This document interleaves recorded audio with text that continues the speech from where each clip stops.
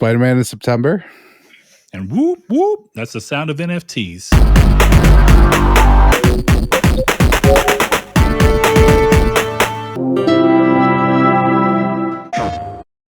Well, hello and welcome to Triangle Square, the PlayStation podcast. I'm your host, Brett Beck, and alongside me, as always, is one, the only, wearing a Guardians of the Galaxy shirt? Is that what's going on here? No, it's a that's Zelda that Destiny. Shirt. Zelda. Oh, wait. I forgot that they're called Guardians in Breath of the Wild, aren't they? Yes. Yeah, sorry, it's a mid-game. I mean, heavy metal gamer shirts. It's a great game. Chris Figs, I am joined by here. Chris, how you doing? I'm doing great. How are you, Brett? I'm doing all right. Hot takes on Zelda aside, they're just jokes, people. I promise. Bad takes on Zelda. I don't love Breath of the Wild, but I don't think it's a bad game. All that said, with a relatively light news week, a couple of weird surprises that popped up right before we went to record today. We'll talk about Spider-Man looking to be coming later this year, as we already knew, but now we have a month, thanks to one of the voice actors. Neil Druckmann talking a little bit more about what's going on with the continuation of the Last of Us series after its huge success. Sony hopping into the NFT ring, it would appear, and more. But, as always, we hope you stick around if you're new. You like what you hear, consider liking, consider subscribing. If you're on podcast services, consider giving us a review afterwards. But first and foremost, I want to remind everybody that we have timestamps these days, and we do it for a reason. So please feel free to use the timestamps to find what you'd like to hear throughout the episode and avoid anything that you may not want to hear. Or if you're one of those people that just likes having us in your ear hole for some reason, we don't mind you listening to the whole thing. We want the show to be what you need it to be. But without further ado, we always start this show off in a time-honored tradition, and that's checking up on what Chris has been playing. So, Chris, what have you been playing this week? So I've spent the vast majority of my week with one game, and that game being Batman Arkham Asylum.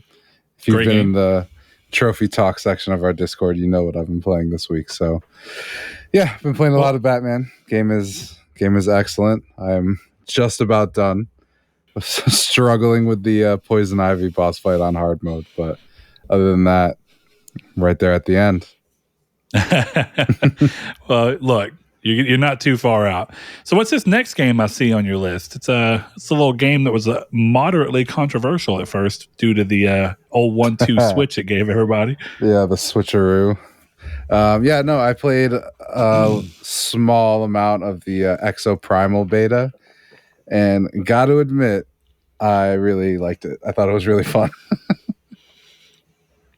So now that you've had a little bit of hands-on time, I mean, do you think it's going to be a hit for Capcom, or do you think this will be a rare miss these days? Oh, it's 100% going to be a miss, but it was really fun.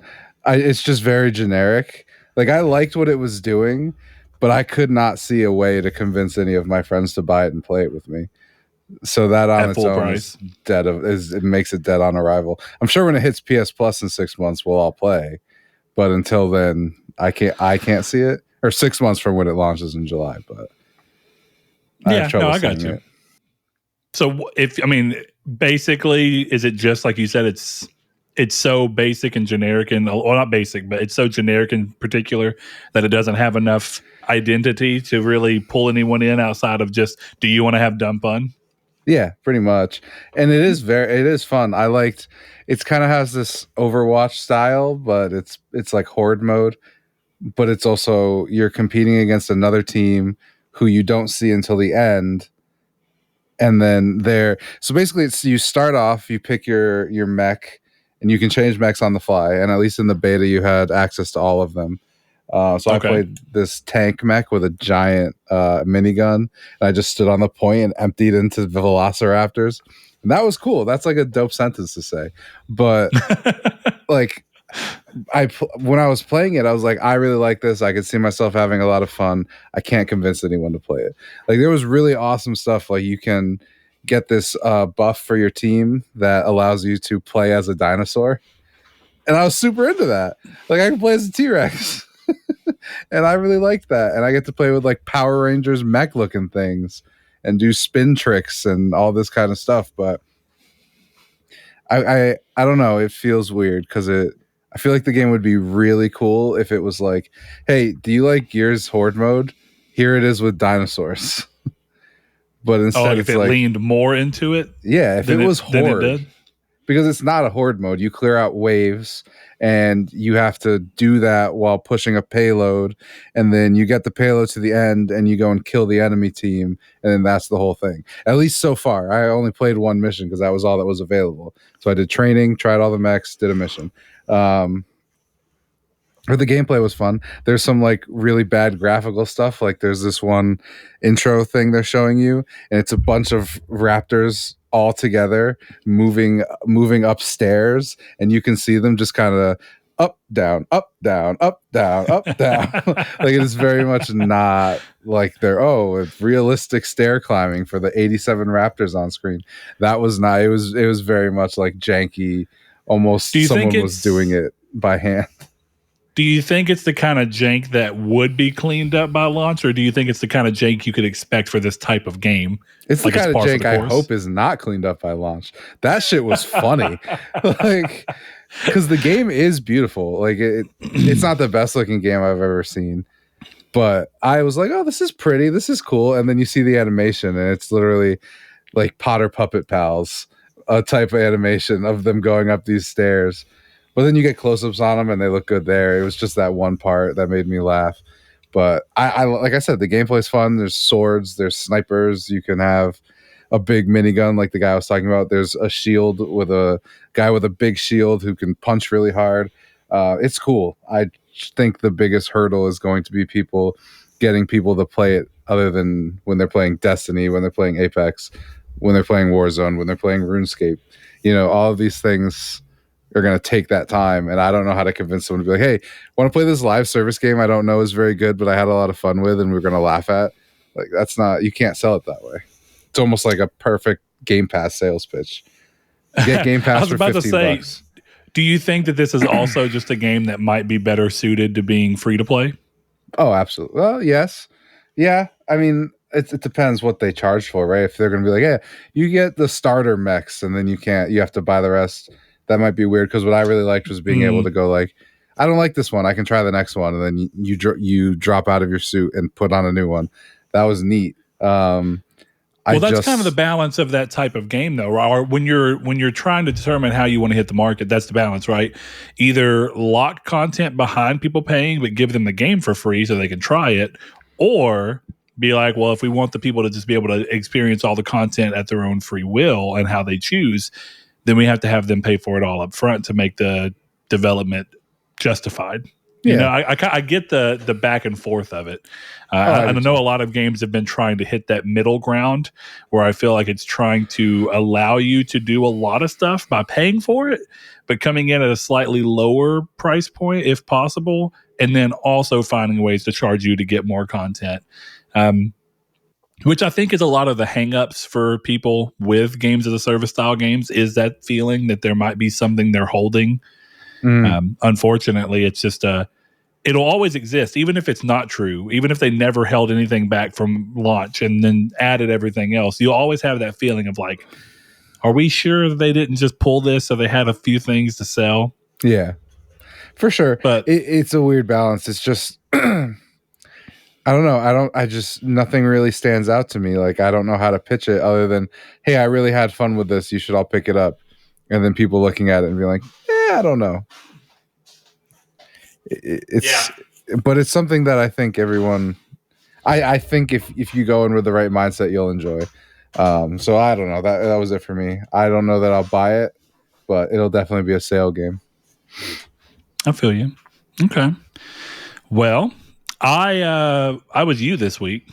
You were me this week. Okay, hit me. Yeah, I played a bunch of games. Oh, look at you. I guess the difference is that I finished every game I played outside of one, technically. The other one I'd already finished. So my quick run through, and I'm doing real well this week for the plat competition. So I've got Horizon, Call of the Mountain. I got the platinum in that. I do think that game is a really strong showcase for PSVR 2. There's a few very minor changes I would make, and I think that it swings just a little too high with its price tag of $60. I think that this is a really easy recommendation at 40, and still something that I think would be right at home around 50. But I think 60 just feels a little too far, but I get it. Nothing quite like it exists on PSVR 2 yet, so it gets to kind of exist in that flagship title space. So yeah, if you have a little bit of extra disposable income, 60 is not a bad price to get it at if you're interested in VR. To finish up the rest of my VR playing, I decided to take a break after this. I played Before Your Eyes finally. Beat it. Nice. Wonderful experience. Very good. My wife was watching me play it through the TV and was like, this shit is so sad. I had headphones in, so I couldn't hear her. But after I was done, she was like, why did you do that while I was sitting in here? But it was funny because I heard her a few times whenever a part of the game would be going. And, the main mechanic is that at certain points, you can blink all you want to. But once you see this metronome come up on screen that starts ticking, the next time you blink, it moves forward. And there's a few times where I was trying my hardest to not blink, and you'd fuck up, and it was just, you'd blink, and she laughed because she'd hear me over there like, oh, God damn it. So yeah, I think eye tracking expertly used there. There's also a few parts of the game where the game wants you to close your eyes and keep them closed, and it recognizes that and uses it to like focus in on something when you're wanting to overhear something that's being said. Also, you can play the entire game no controller. Everything is done with your eyes. So like if you're reading a book, then you're going to look at the right page, like the right side of the right page. And then once you look within this circle, as you start to look left, it'll drag a line over to this circle that's on the far left of the book, and it'll just turn the page for you. That's really cool. Interesting choice of technology use. Unfortunately, I played the game, beat it, and it doesn't even show up on my trophies list at all because the game is incredibly bugged in the trophy department. I have 0%. The game doesn't even register that I've ever played it. Wow. So I would be interested to go back and actually see some of the other routes, but unfortunately, I'll have to wait until they hopefully fix it, which I'm a little iffy on whether they'll do or not, because apparently the Steam version's achievements are also bugged and have been since launch like 2 years ago. But the developers say they're working and to expect a patch. Apparently, one trophy is legitimately impossible to get currently, while the rest of them are possible if you just try and force some different things to happen. It's very weird. Some of them require multiple times of you doing the same thing, and one of them just won't happen at all.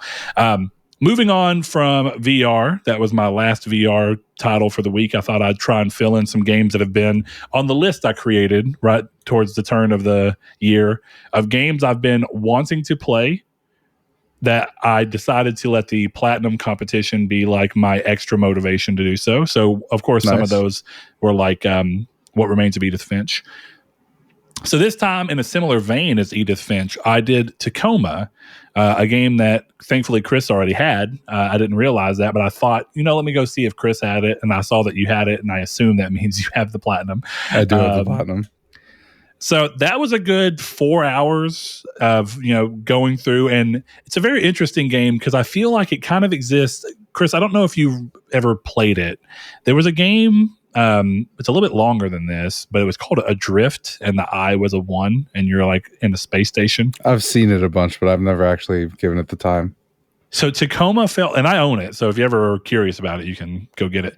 It's like this game feels like a mix between Adrift, where you're up in the space station and kind of looking at what's going on, but being able to see all these different AR data points and be able to kind of recreate the story with people who are no longer around, but you see them interacting in this world, but it's all the past, gave me big everybody's gone to the rapture vibes. So I thought it was really good, and I actually liked the story it was telling, and quite timely in a time where people are being both excited and terrified about AI's continual advancement. Yeah. But I really like that game, so I recommend it. From what I understand, now that I've went to sync my points on True Trophies for the competition, apparently the plat can be had in like an hour. Yeah, I got it in like an hour and a half. Okay, so it just depends on how you want to play it. The next game up that I just got the platinum on today, I started playing it right after I beat Tacoma last night, and it has sucked up so much of my time since then. A Short Hike. I think I platinumed it in like 5 hours, maybe 6. Super fun.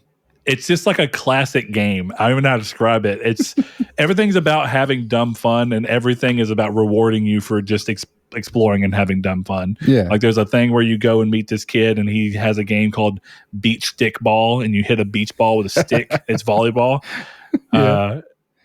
And you end up getting a reward if you go far enough with that. You can catch fish.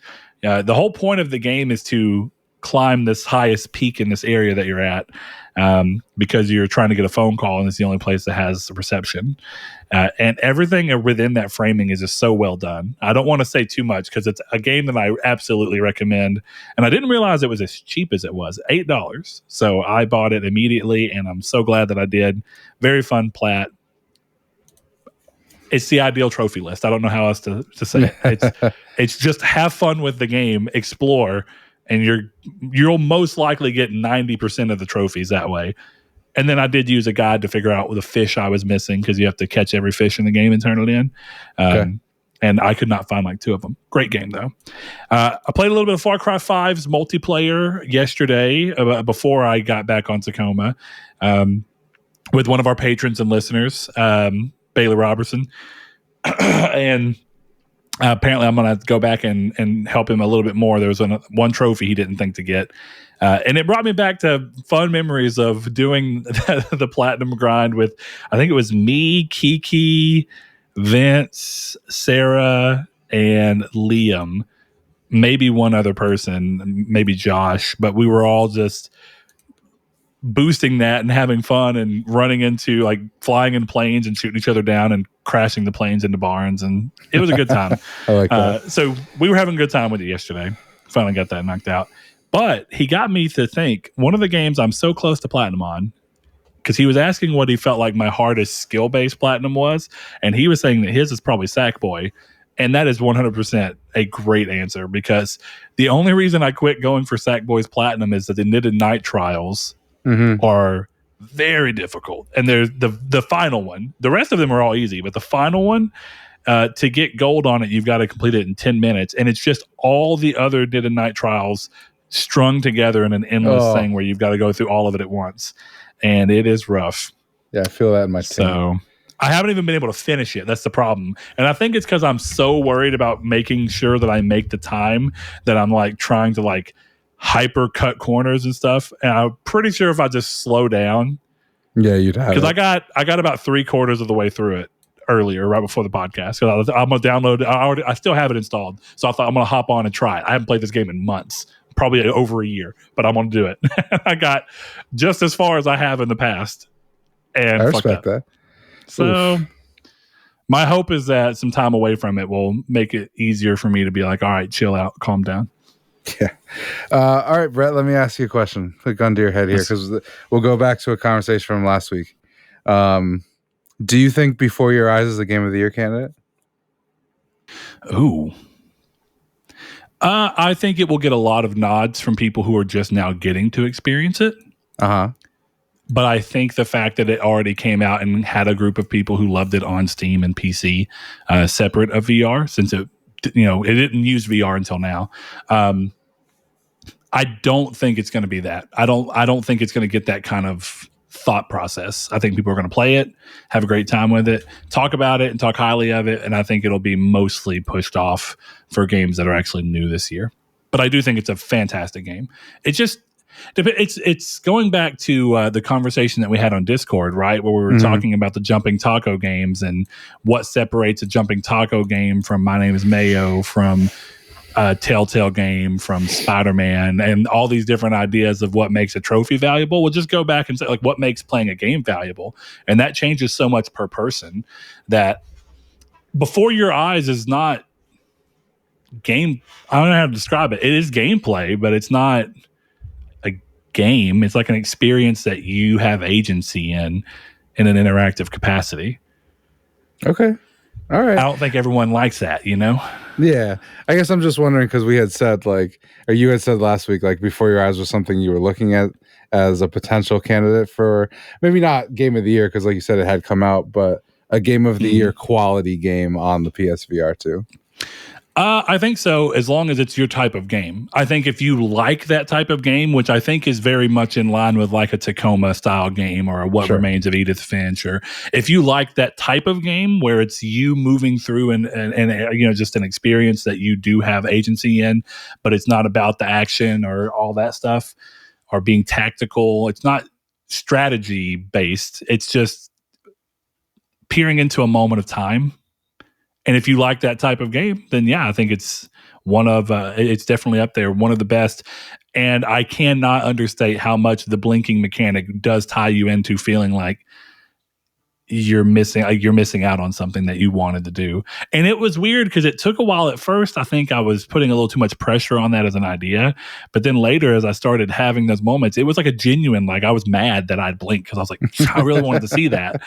And I think that also, oddly enough, adds a strange replayability to the game because there's that feeling of next time maybe I can hold out just a little longer.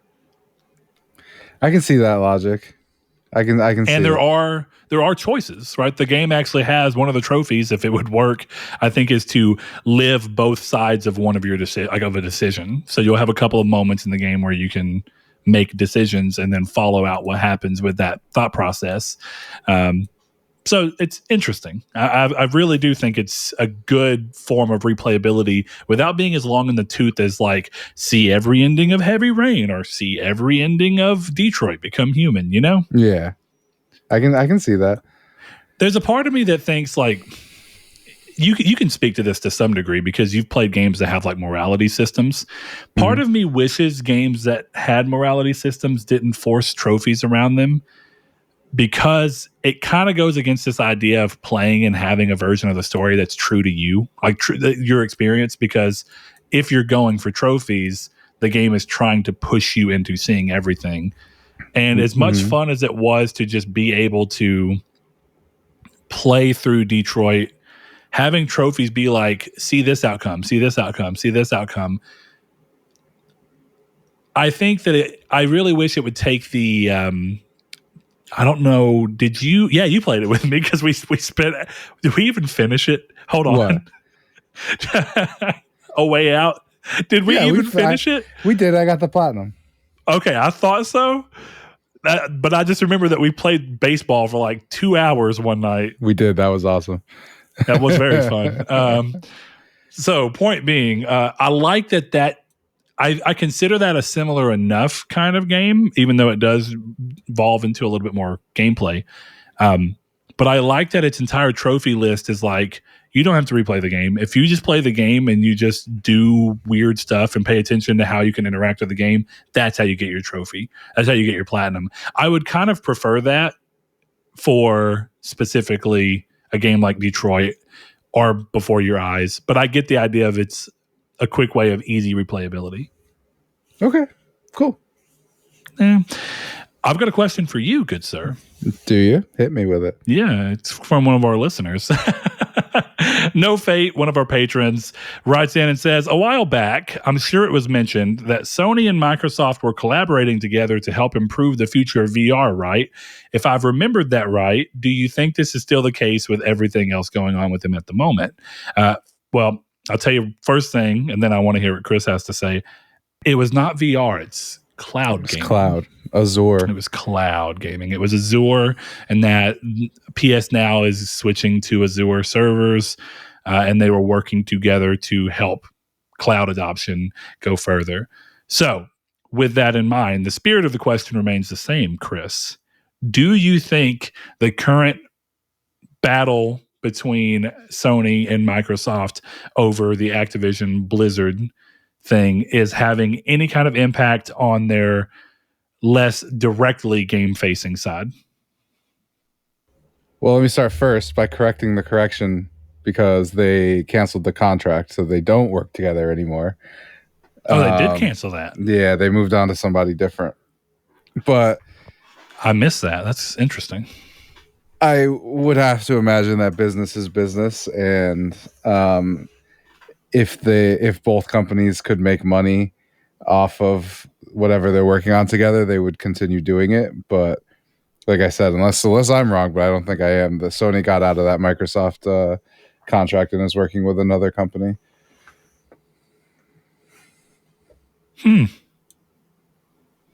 Well, it looks like it was Sony and Microsoft more so than PlayStation and Microsoft, which makes sense. And it says PlayStation team were blindsided by it. So I can't find right now, and maybe I'm not finding the right way to type it, to where it was that they got out of it. But that would be interesting if so. But looking back and still looking at the spirit of the question, I agree. I think Microsoft and Sony are both so multifaceted companies. They have so much interest in places that aren't specifically gaming, that to some degree, I don't think they're going to allow this particular thing of two sub brands, even though PlayStation is a very, very large, most important piece of Sony in many ways. And Microsoft, Xbox is not quite the same with Microsoft. It seems like they're working for that, but Microsoft is such a big entity, much bigger than Sony, that it's easier for PlayStation to be Sony's top dog, much harder for Xbox to be Microsoft's top dog. All that to be said, I don't think that they would allow this to do that, because at the end of the day, Sony is still another partner who pays and allows Microsoft the bukus and bukus of money that they use to make these type of big acquisition moves, both in the Xbox sphere and outside of the Xbox sphere. When Microsoft bought, or they opened up their little streaming venture for a little bit, they bought out plenty of different things. They tried Zune. So all that said, no, I don't think this is impacting it. But it would be interesting to actually see that be a result. Like, as a result of this, we want to just stop doing anything nice for you at all, Sony. Yeah. I don't know where I heard that. I'm not seeing it either. Maybe I'll continue looking a little bit later. But like I said, my answer remains the same. Money talks. Money does talk.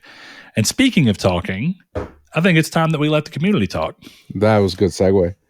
That was a good segue. I'm proud of myself. That was really good. The community's take question this week was, of course, a reframing of the question that Jehudi asked us, one of our patrons, last week. And he asked, do you think game series would last longer when developers considered doing it the Final Fantasy way? Separate stories, but keeping things for fans of the series, good for developers to explore new venues/genre for games, or would you consider sticking to a single storytelling method as well as gameplay and genre, a la GLW, which I keep assuming he means God of War, but he actually might mean Gears of War, because even with God of War's big reboot, it's still in many ways linear. It's like a linear hack and slash to a degree. Halo, etc. So we have a new voice rising up in here. I know that she's been listening to the podcast for a little while. Found us through Joe and I going on each other's podcasts. So Katie, or KT120, says, I think personally, a character's journey that we follow through a series of games, for example, Mass Effect, God of War, etc., I personally feel that little bit more invested in. Not that I'm not invested in games that take the Final Fantasy approach, but I find myself really interested to see how a character has developed over the course of, say, 3 games, like Commander Shepard with Mass Effect. I will say, a series that's done a nice in-between is Dragon Age. You follow a different character in each game, but characters from past games do filter into and impact the story. Chris, you are quite the Mass Effect and BioWare fan, though I don't think that you're necessarily a big Dragon Age fan. What are your thoughts on this as someone who I know loved that? We kind of talked a little bit on it last week with how Mass Effect might be able to kind of even do it, and how they kind of attempted it with Andromeda before it kind of flung back in their face as not quite what everyone wanted. So what do you think about that? I mean, I do like the way Mass Effect was done. I think when we talked about it last week, I said this too. It's just, I don't see it being worth or not necessarily being worth it, but it just seems so hard to do that people won't do it. I think we'll just stick with sequels and anthologies. My perfect world would be Batman Arkham Asylum having some choices like, oh, do you do this to Ivy or do you let her go? And then Arkham City being affected by that, and then those compounding into Night. But even me saying it sounds so difficult that I really do think Mass Effect was our one and only time where we're really going to get that. Yeah, and it really depends on how you frame it, right? Because I think taking the Infamous approach and trying to apply it to Batman doesn't work, because Batman as a character is not evil. You know Batman. Right. So you can definitely allow Batman to make decisions, kind of like we saw in the Telltale series for Batman, where those are impacted. They impact the story in different ways. But you can't just take a morality system like Infamous is and say, here's the good Batman story and here's the bad Batman story. Yeah. Because at some point, people were like, Batman wouldn't go around legit murking people. He wouldn't. Yeah, he wouldn't punching reporters in the face. Yeah. So I kind of get that. But I like games that let you make decisions and seeing them go, but somebody actually gets to it here in a little bit. But I'll go to the next one first. One of our patrons, Rude Days 93, and remember, if you go to patreon.com/Nartech and give as little as $1 per month, we do give preferred reading to questions and answers in the community's take section for our patrons, just as a way to say thank you. Doesn't mean every patron will always get their things read, but we try to get as many of them in that are differing and offering different opinions. And then we also like to elevate new voices like we did with Katie. So Katie, thank you for writing in. We appreciate it. But Rude Day says, I think as long as the previous main cast of characters have a satisfying conclusion to their story, it will be easier to move on to a new cast of characters. It would definitely be weird, but using Geralt as an example, I was happy with how his story ends in Witcher 3 and all the story threads concluding there. So following Ciri's story or another Witcher story wouldn't bother me too much. Now, that new cast needs to be equal or better than the previous. I look at Gears of War, and going from Marcus Phoenix to JD wasn't great, but I think they fixed that by going to Kate now, which is the move that they made in Gears 5. As someone who did not play Gears 5, I did play some of Gears 4, and I agree that as not a huge Gears fan, but someone who did enjoy them, JD wasn't as strong. But there's a thing where I guess it's natural human want to compare a group of people, even if it's a new anthology, right? Like if what's Mass Effect Andromeda, immediately everybody wants to compare the new protagonist for Andromeda and all the support characters to what they saw from all the people in Mass Effect First Trilogy. And while I understand the want to do it, it also feels like you're setting the game up to fail, because you're wanting these cast of characters to already, on the first time that you see them, be as good as this relationship that you built with characters across 3 games. You know what I mean? Yeah, I do know what you mean for the most part. It is interesting to see the cast grow. It's one of the best parts of all of them. Well, I mean, the best part of Mass Effect is seeing, Mass Effect 2, for example, seeing Miranda go from bitchy, annoying Miranda at the beginning of the game to being bitchy, annoying Miranda at the end of the game, but liking Shepard. You know what I mean? So, so stuff like that, like the growth in characters, or even Caden or Ashley in Mass Effect 1 all the way to 3, and seeing the changes in those characters, I think is great. It's awesome. Yeah, and I agree, but wouldn't you say that looking back at Miranda and saying, well, I've had 3 games worth of falling in love with her and liking that character, and then trying to put that same amount of expectation on a character you just meet in a new game, and you spend a few hours and you're like, it's not what I felt with Miranda. But yeah, but you had 3 games to give Miranda that feeling, and you don't have that here, and that's just the nature of what it is. But it's a little unfair to the games, and that's why, as much as I wish I could, I really wish that you could just go back in time, remove Mass Effect's branding from Andromeda, and just call it Andromeda, and let Andromeda be this new series. Yeah. And I wonder if it had been given the same scrutiny Probably And as not. someone who did not beat the game, I don't actually know the quality. I played a little bit of it. I played like 5 or 6 hours. I think the problem with what you're saying is that Mass Effect 2 already, and at least, again, this is all subjective. This is my personal opinion. I think what you're saying is disproved in Mass Effect 2 because Thane is introduced in Mass Effect 2, is far and away the best character in Mass Effect 2, and then he's not in 3. Really. Like, he's there. Yeah, fair point. So it's just about writing and character. You have more of a connection with Ashley, Kaden, Liara, Rex. And because of that, that's where because of that, you go into that with a comfort zone of characters that you know and like around you already, and it puts you in a better mood to be receptive to a new character coming into that cast and being like, what's his play with this? Whereas when you have a whole new cast, it's a much more difficult challenge. And clearly it can work because people came into Witcher 3 as it being their first game ever and fell in love with Geralt and Ciri and everyone, Yen. So I get it, Triss. But at the same time, yeah. But the point being is, or Dandelion too, I guess. But everything being that doing that is not that it's impossible. It's just, I feel like comparing right Mass Effects 1, 2, 3 to Andromeda. The thing about Witcher is people didn't go in having a preconceived. People who started at Witcher 3 didn't go in having a preconceived notion of what a Witcher character set should be like. You know what I mean? Yeah, but again, I think Mass Effect disproves your point because the cast of characters in all of the games is different. Fair. I mean, yeah, you're not wrong. There's always touchstone characters that you will see and exist, and then there's new characters that come in and impact the story. So I guess if you're talking about, I guess I'm taking your question because we're focusing on Mass Effect as the people in your party, So Mass Effect to me indicates that it's just writing, and had Andromeda been written better, maybe those characters take over.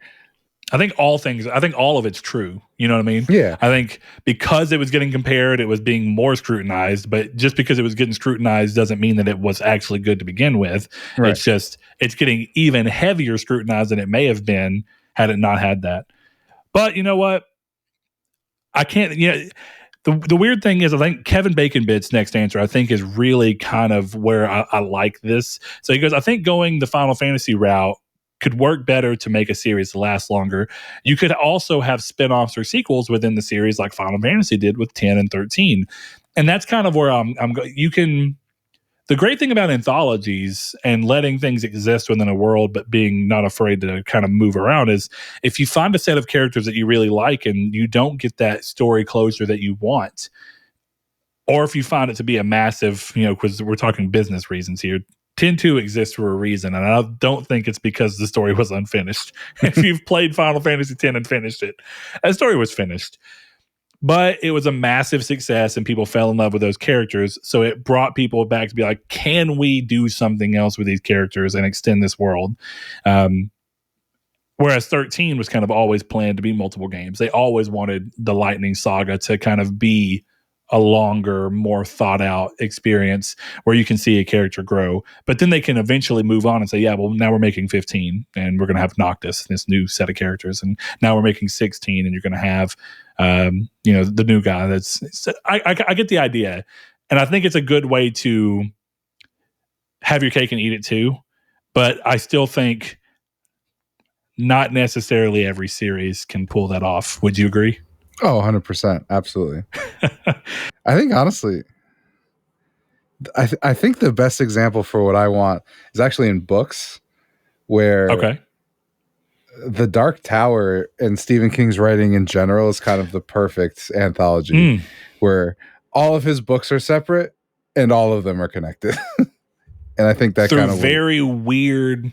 They're connected if you want to see and find the connections. Yes. And if you don't, then they exist perfectly on their own. Right. It's like if you read all of his books, and to be fair, some of them are not quote unquote Dark Tower books, but the vast majority of his books are all set in this way where all the characters are recognizable, or, oh shit, that's Randall Flagg. Like, you know what I mean? Like, you can get all that stuff from his writing, which I really like and appreciate. Yeah, I gotcha. Well, TT Dog 666, another one of our patrons, says, depends on the game. Elder Scrolls and Fallout already do this, and it could work for Cyberpunk 2077. But some series like Gears of War, where you follow the same group of characters throughout, it wouldn't feel right to me. And I think that gets at the heart of it, is that Final Fantasy, I think, has enjoyed this basically flexibility and success in this model, because the game out of the gate, the first time there was a sequel, they already were skewing. You weren't following the same characters. You were doing something different. You were playing something different. And then they just kept doing that. And I think it set up that expectation. And the thing is that Gears of War could work in this series, in this setup, right? As long as Gears of War from day one would have been planned to be like, all right, Gears of War 1 is this. This is what we're doing. Gears of War 2 is us going and looking at a new group of soldiers and their thing. But that only works if that's what you set the expectation for. I think what happens with Gears of War and God of War and all these different series is that you get invested in the characters and the playstyle, and you want to see the playstyle continue to improve, and you want to see the characters continue to interact in ways that are interesting and intriguing and pull you forward and excite you in a different way. Because like, as excited as I am for Final Fantasy 16, it's a different kind of excitement than I was for like God of War 3, where it's like the stakes for Kratos are crazy high, and the last we saw, he's climbing up Mount Olympus on the back of Titans. Like, what the fuck is going to happen? That's a very different type of excitement than, I have no clue what's going on with 16, but it looks really cool, and all the story beats that I've seen look interesting, but I don't know these characters or how they interact. And that mystery is exciting in a different way than the mystery of, well, how the hell is Kratos going to try and dethrone Olympus, basically. Mm-hmm. So, I mean, that answer was pretty obvious. Kill them. all of them. Hard question. How is Kratos going to do anything? It's going to kill it. Kill them all. Yeah. Okay, one last answer from my longtime friend and patron, Nomad of the Fence, a.k.a. Donovan. He says, I think the series that could already have. And in many ways, I think that goes back to what I just said about TT Dogs, where the series that could are the ones that went into it early enough for it to be okay, and they just went about it. It is interesting that Square seems to be a very strong place for that, right? Because like the Dragon Quest series is a continual, like every Dragon Quest is different characters. Final Fantasy, different characters every time they go around. And then they kind of do these sub-setup games where they kind of do that same thing, where we're going to, well, new people. Tales is like that.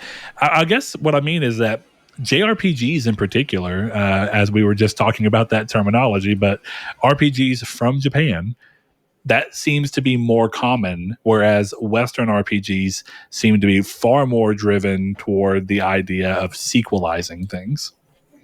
Yeah. I mean, I think that's a very Western thing anyway. You know, I don't know how many.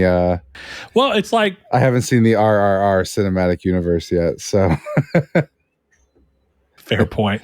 But Studio Ghibli always comes to mind, where easily any Western fan of any of the Studio Ghibli movies would almost in a heartbeat be like, I would absolutely love a Howl's Moving Castle 2.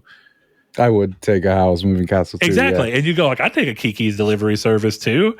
I'd take a, you know, I get the idea. Grave of the Fireflies too. I was about to say it. But point being, I think that our culture has been slowly like skewed to that mindset and liking that, and I'm guilty of it too. I'm over here, I need the Order 1886 to have a sequel follow-up because they set it up. But that's also because they set it up, right? That goes, yeah, Chris, you glare into my eyes. But listen, my point being is that Western media tends to set up sequels at the end of their games because it's always going into it as, yeah, we're gonna make more of this. Like we go into it assuming we're gonna make more so that we can make more. Whereas I feel like, and it depends on who it is, but I feel like a lot of Japanese creative people kind of have that idea that I actually really enjoy, where it's the scarcity of it. Mm-hmm. It adds to the novelty. Like, it's part of the beauty of the stories is that this is the only time you're going to see these people. And then that'll be a closed chapter and you'll move on. And the next story that we do is going to be something new and different. And it's not going to be those people. And you appreciate the experience you had with those games and with those characters because we never allow you a chance to get sick of those characters or that world because we're always moving into a new direction. And eventually, the death of franchises is that people eventually go, I don't care what Master Chief's doing. I don't give a fuck what's happening in the Halo rings. Like that day will come. It's just a matter of when. You say that after 15 seasons of Supernatural, but hey, what's that old? You either die a hero or live long enough to see yourself become the villain. What happened? What happened with Game of Thrones? Oh, shut up. What happened with Walking Dead? Well, Walking Dead has always sucked. Walking Dead is a bad show. You're bad for liking it. Oh, look, there's something over there. Let's go over there. Oh, no, there's zombies in the middle. Let's spend 18 of our 23 episodes clearing out these zombies.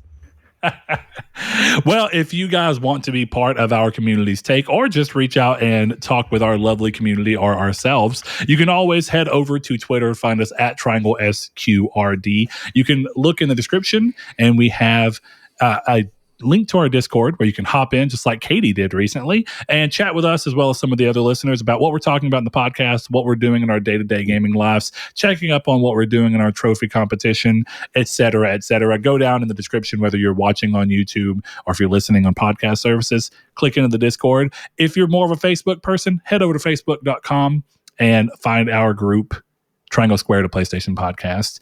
But without further ado, we'd like to remind you that if you're listening and you like what you're hearing, if you're on a podcast service that allows you to review or rate us, please do so. It lets people know whether or not we're worth their time, and that's very helpful for us, just like all of our patrons who find a way to help fund all this so that we can focus on just getting together, having a good time, and hopefully making good content for you guys.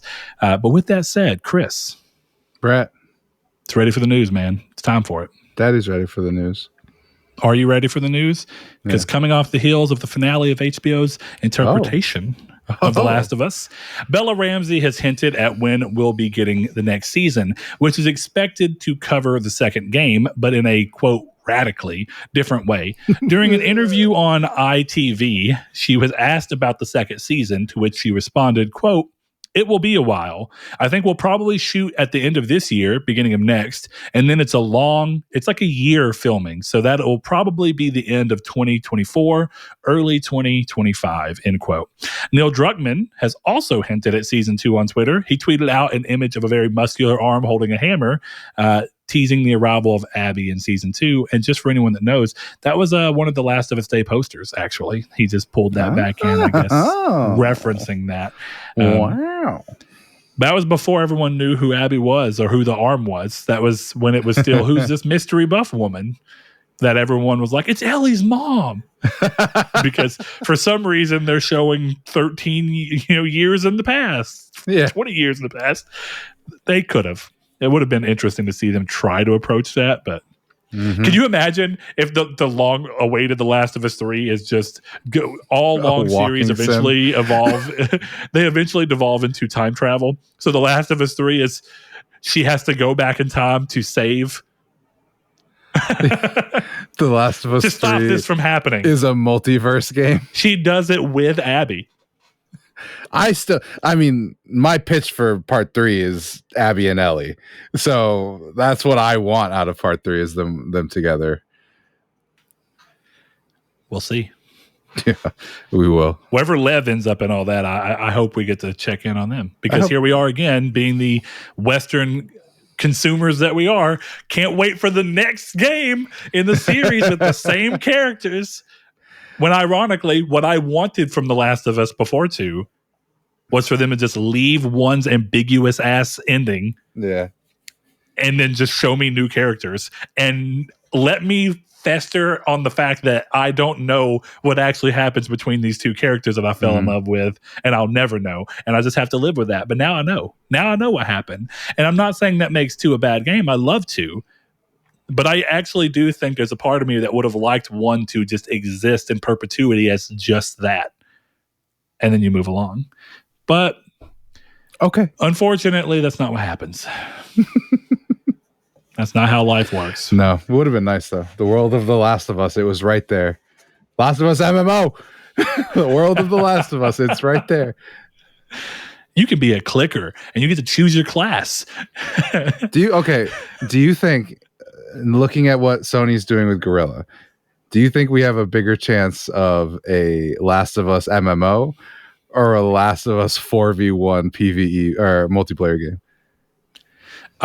I actually was about to say before you asked this question that I actually hope one of the game modes of this Last of Us 2 multiplayer, or this, whatever, the new factions, includes a mode that is like Dead Space 2's mode, where one person is the Isaac of the situation and everyone else is an infected, and there's different classes, and it's all about trying to survive or kill the person before time's up. I personally like those types of game matches. Mm-hmm. I think it's fun. I liked Evolve. I like Dead by Daylight. So yeah, we'll see what happens. Interesting that you liked Evolve, the game that almost killed Turtle Rock, realistically. It's a good game. I think Evolve was just too early and it was $60. That right now would come out as a free-to-play game and probably be pretty big. It wouldn't surprise me, because that game was fun. Well, it definitely ended up setting the tone for a long run of what do they call that, asymmetric multiplayer, where it's like 1v something, but that word has got so many meanings, because you think about like whenever No Man's Sky first came out, and he was like, yeah, there's multiplayer, but it's asymmetric multiplayer. You don't really play with other people. You just see that they existed. Did I ever tell my No Man's Sky story on this show about the multiplayer? Oh, I don't think so. Oh, let's hear it. So when the game first launched, I was actually one of the people who had that experience of being on the same planet as someone and not being able to see them. And it was pretty great, because I'm just messaging back and forth with this guy, and we're like, yeah, we're both here. And I'm like, I'm standing here. And he's like, so am I. And I'm like, okay, well, you don't exist here, dude. So it was pretty sad. It was depressing, because it was cool to like have that moment of like, oh shit, I found someone in the universe. I'm going to see them. And then it just kind of all faded away, because you still had that expectation of, if you, because that's what I think he had said, is if you find someone, you will see them. And then that was not the case. Yeah, well, it was that back and forth, and I have some sympathy for that whole situation, just because of how it kind of came about. But it doesn't matter at the end of the day. You can't act like that wasn't a bold-faced lie. Thankfully, that game just got its chance to survive, and I think the lesson I learned, ironically, was going back to then when that game turned around in our early days of the podcast. I thought game developers can learn that you can release a product that doesn't fulfill everyone's wishes, but if you give it enough time and support and you communicate with the people, you can make a game that's huge and can rebound and become a game that people forget ever even had bumpy days, realistically. And so I thought, Anthem, here we go. EA has the perfect game to look at. And then they announced Anthem next, and I was like, here we go. They're doing it. They're realizing that this doesn't have to be wasted money. And then they go, never mind. And so I've learned that you can't expect game developers or the market to learn in the way that you would think, because either A, they're people who are behind dollars and cents and they're not looking at what would work from a game and they're just looking at the immediate picture, or there's more to the money aspect of it than we could ever understand as consumers only. Unfortunately. Yeah. We'll never know the answers to life's biggest questions. Never will. But you know what, Chris? What's up, bro? Maybe, just maybe one day we'll learn the answer to why Sony is seemingly ready to leap into the NFT ring.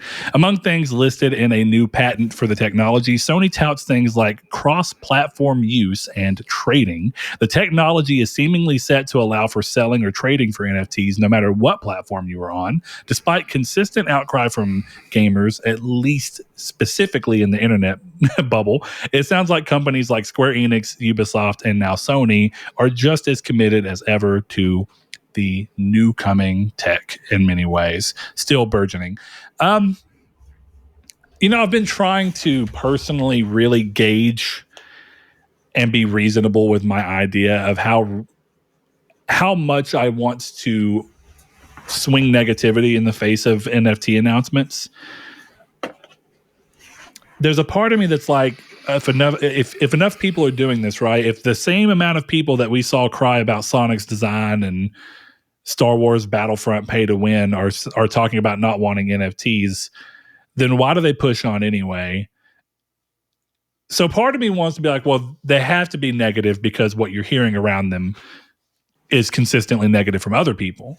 Mm. But then if I take a further step back and look at my own understanding of NFTs, which is pretty early, like I don't have a lot of descriptions. Legal Eagle has a video up where he describes them, and I watched it and learned a lot at the time, and a lot of that has just fell through the cracks because I don't interact with things in that capacity. And I trust when he says that they definitely have some scam-like mentality behind a lot of the ideas for them, but I don't have a strong enough opinion on NFTs because I don't see where they're going to interact with the way that I interact with games anyway. And so to that end, it feels like me looking at this and saying it's a scam or it's a bad thing. I can't do that with a wholehearted thing, but I can at least say that it looks like it's something that the people that it does seem like it might impact do not appear happy with. So Chris, as someone who's a little more into online gaming and skins and things that Apex gives you, so stuff I don't really care about, with what your current understanding of NFTs are, how do you feel like you have a grasp on it? Do you feel like you have a pretty good one? And how do you feel like it's going to impact gaming for you and other people that play more online community-focused games than I do? I mean, I don't know, right? Because there's an argument, like it's one of those things where if every skin in Apex that I had was an NFT and I could buy, trade, sell them, like maybe I would engage in that market. But I'm of two minds with NFTs. I think they're dumb, and I also don't see what the problem is. Do you mean that you don't see what the problem insofar as if you just don't want to interact with it, you can avoid it? Yeah, because for me, it's the same thing as like I'm sorry, I know people like it, but I think the Pokemon card market is stupid. It's dumb. Like you're really gonna sit here and tell me that this Charizard card from 1993 is worth $1 million? Go fuck yourself. That's just not true. It's just straight up not true. It's only true because assholes like Logan Paul are spending that much money on them. Right? Well, it's collectors, right? But that's the real reality, is that collectors drive that market price. And for some reason, that particular industry's collector stuff is just insane. I sold a Charizard the other day for $55. Yeah. That I've just had sitting around. I've been selling all the Pokemon cards. I sold one for $100 the other day. I mean, like I've made a few $100s the past couple weeks from cards that I don't use sitting around. For sure. But Pokemon is weird that the meta doesn't seem to drive the price so much as just collectors and kids who want this particular card because they saw somebody with it. Whereas for the most part, Yu-Gi-Oh is like, dude, that card's $50. It must be like a really good card that you can use in almost every deck, or at least the deck you can use it in is really powerful. And that's when you get a $50 card or a $100 card. And that's the thing. My thing is not to talk shit about you or the people who engage in the market. That's totally fine. But it's just the fact that it exists, right? I cannot find a tangible difference between a Pokemon card and an NFT. And if a Pokemon card has value to a certain select of the audience, but not the vast majority of it, then what's the difference between an NFT having value to certain people in the market, but not others? I think the biggest thing that concerns me, especially with the Sony one, is cross-platform play. What does that mean? Why would Microsoft allow you to do that? Why would PC allow you to do that? Why would Sony allow you to do that? Why would Call of Duty allow you to do that? Like, I don't see how any of this stuff works unless you're going to sit here and tell me, okay, you can sell this Octane skin for $5,000, but Sony gets a third, Microsoft gets an eighth, Steam gets a fourth, and then I'm left with $30, right? Well, it goes back to Sony's argument against cross-play online games, which is if you're allowing people to buy skins that they can use on my system, but they didn't buy it from me, but they spend almost all their time on my system. Why do I not get to reap that reward? And you come into that same worry. But real quick, if I can take a step back, something I want to ask is, I'm not saying you're wrong or anything necessarily. I'd have to hear a better, explanation of what you mean. But you say like you don't see a tangible difference between an NFT and a Pokemon card.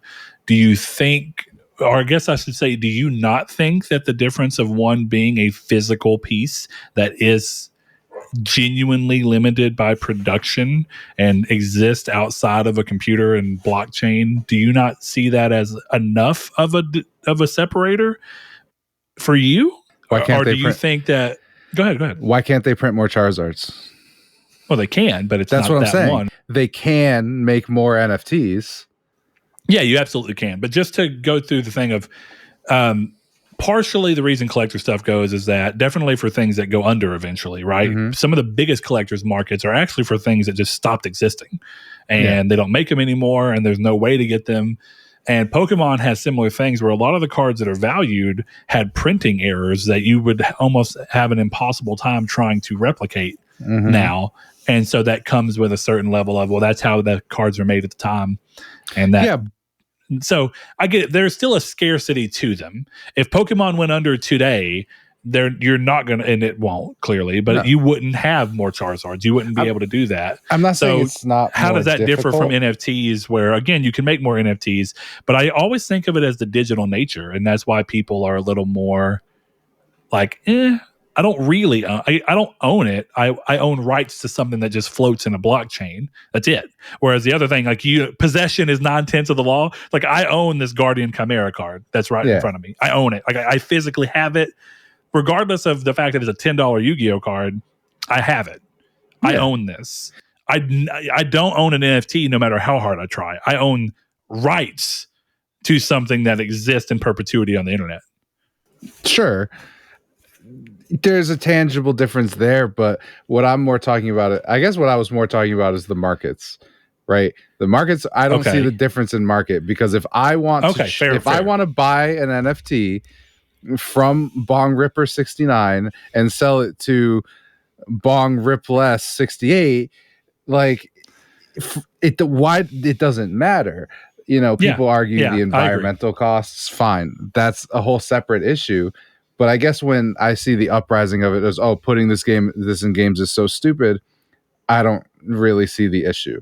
If I'm not affected by it, then I don't care. Now, if you're going to sit here and tell me that Respawn is putting NFTs into Apex, so they're not focusing on skins anymore for free-to-play players that aren't NFTs, then I would be worried about it. But I don't think they would do that because then why would you? If there's no variation in skins, the NFT doesn't matter anyway. Right? Unless it's that, you know what I mean? If everyone's walking around in a base Fortnite skin and you can only spend 50 grand on a Dragon Ball Z Goku skin, I don't know that it's as appealing. Maybe it is. It probably is, but the market closes to a much tighter thing. Yeah, agreed. And I guess, so going back, before we get too far away from it, you did say something that I think is really important. Okay. Most people aren't really thinking or even understanding, and that includes us, I bet, to some degree. But what are the motivations for these companies getting into it? Definitely a company like Sony talking about it being cross-platform allowing trading. Is it because they get to create in this system? Is it because they're creating the NFTs and make money off of the initial sale? Or is it they have a way to, as part of the blockchain, say, well, we created the NFT, so every time it sells, a certain percentage of that comes back to us as the creator? Well, that's where some of my ignorance of blockchains comes into play. But what is each of these companies has to have a motivation. And the one motivation that we know all companies share is profit. So how does this help go toward profit? I'm not sure I understand. I think you came very close. And I personally feel like that answer is actually very easy, right? Sony makes 5 NFT skins, right? Each one of those NFTs, Sony gets a rip because it's on PlayStation. You're selling those through PlayStation. They get 30%. Yep. One of those NFTs sells 40 times. Okay, hold on. In your position, they get 100%. They're selling on their storefront, but they also created it. So are you talking about why they want like Ubisoft to do it? No. If I can sell it on the PlayStation store and make money off it and give Sony a rip of that after I've bought it the first time. Right? Understood. You're talking about Sony insofar as they're like a TCG player or like a selling website, because that's what they're saying. Make a commission. You can sell and trade them, right? Okay. So just think about that right there. That's where you see the profit margin. They make 5 skins. Those 5 skins each get sold 200 times. They've only done the work to make 5 skins, but they've gotten 30% off 200 sales each. Right? That's it. It's free money for Sony. So it's a free 30% on every sell. Cross-platform use, right? So what if you sell it to somebody on Xbox? But that's why it doesn't make sense to me to begin with. Okay, that's why point. The cross-platform doesn't make sense. If it was Sony-centric, SFTs, right? Sony fungible tokens, then I would understand it a lot more, because then it's less of this weird nebulous thing and more of a, we have skins that are through all first-party games. You can put this Aloy skin on your Ellie if you want to. It's a $30,000 skin based on this imaginary market that we're making up. But then just again, you think about that profit. That skin sells for 30 grand, and then I sell it to you for 31. You sell it to them for 35, and then Sony's now gotten a 30% rip on each of those sales after doing the work on one outfit. That's the profit margin. It's free money. Once you make it, it's free money. Assuming it's assuming the market blows up enough, you're just getting free money off that one skin. That's to me is the argument. Earlier we talked about how Sony and Microsoft both. Now this is where they differ considerably from someone like Ubisoft or Square, who are also quite heavily investing into NFTs. Sony and Microsoft, if Microsoft were to join this, both have interest outside of gaming. They have interest in tech and hardware. Do you think this being specifically, it talks about game consoles, but what do you think the chances are that this is something that Sony is not as focused on it being used in the gaming world, but somehow this may interact with some of their other business structures, and this is really a patent for Sony at large, and PlayStation is just a small part of that plan? Yeah, I wouldn't be surprised. Or do you think PlayStation's at the core of the plan and everybody else, every other area of Sony can just benefit from the tech that's already there? I wouldn't have to imagine that PlayStation would be the core, because in the end, I think the most profit is going to come off you using this one skin and selling it over and over again. That's, I think, where the most money comes out of. But then once they have the tech for NFTs, they can just put NFTs in their TVs if they want to. Like, it's not a matter of keeping it just PlayStation. Once it's made, it can be made for everything. But I think if you look at it as PlayStation Central, because it's, hey, we want this bow skin for Horizon to work in The Last of Us, and you can use it in Uncharted. Yeah. I don't know. I'm excited about potential with blockchain technology, just not NFTs. That's the thing. I think there's really cool uses for that tech, but they're not using it right.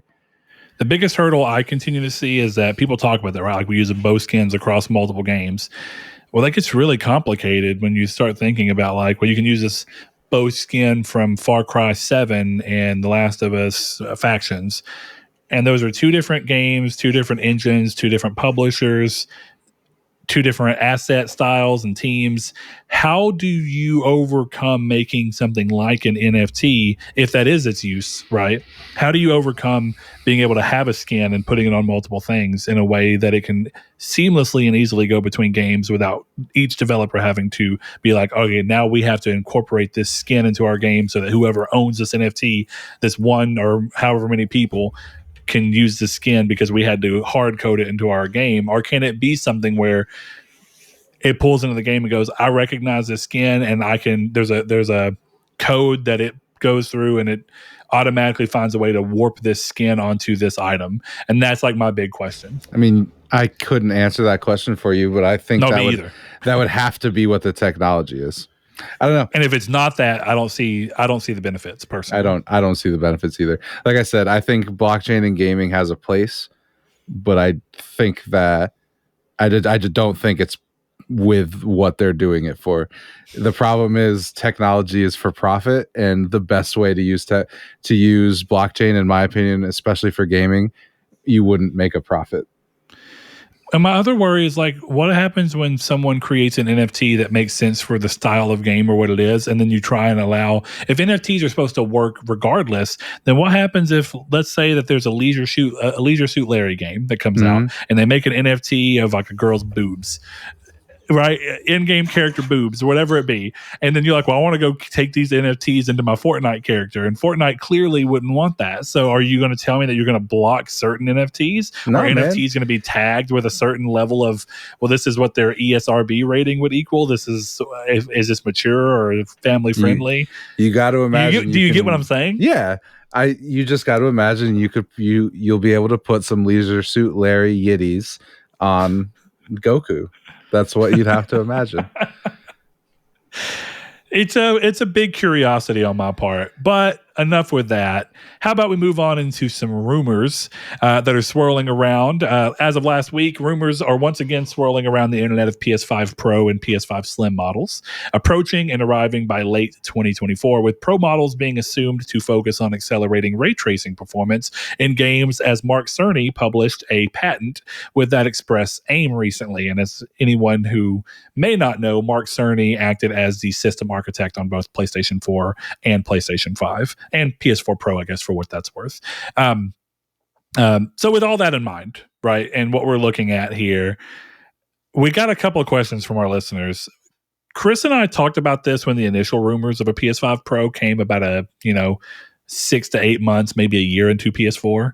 So it's been a little while, but since they're kind of cropping back up and with this thought process, Rude Days 93, one of our patrons, he says, so with the Pro consoles, I was thinking, instead of adding a few perks, for example, ray tracing, extra frames per second, being able to have that, etc., keeping it at a lower price, I would like it if either Sony or Microsoft went out and did a premium console at a $800 to $1,000 price range.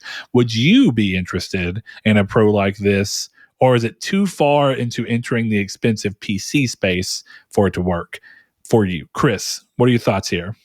Or would you eat that up? No. Why? It's far too expensive. I was willing to invest in my PC because I can always upgrade it, and I don't have to worry about the PC2 coming out in 2028. But why would I drop $800 to $1,000 just to have to drop $800 to $1,000 after again dropping $500 on a launch model of the PS6? Like, why would I do that? You're telling me I'm separated by $1,300 on gaming hardware is separated by 2 years? No shot. Like, if they're gonna release that console, just release a PS6. Just do that. So you're kind of scratching on what I think the issue is. So my answer is that there's a part of me that would like to see what they could do at that price range. And if I had a really good month for, commission, or if I had a really good bonus or something, you might catch me even buying it. But the value proposition for a Pro console, and even Microsoft knew this, is that you can't go too much higher. Sony knew to keep it the same price as the PS4 originally was at launch, and Microsoft went $100. Well, technically, they went to the same price that they were at launch, $500. That was with the Kinect. But point being, you can't go too much higher, but the value proposition should be that the small, and it is small, the niche section of the market in the console market that will pay for that, as opposed to keeping the base console, is quite small.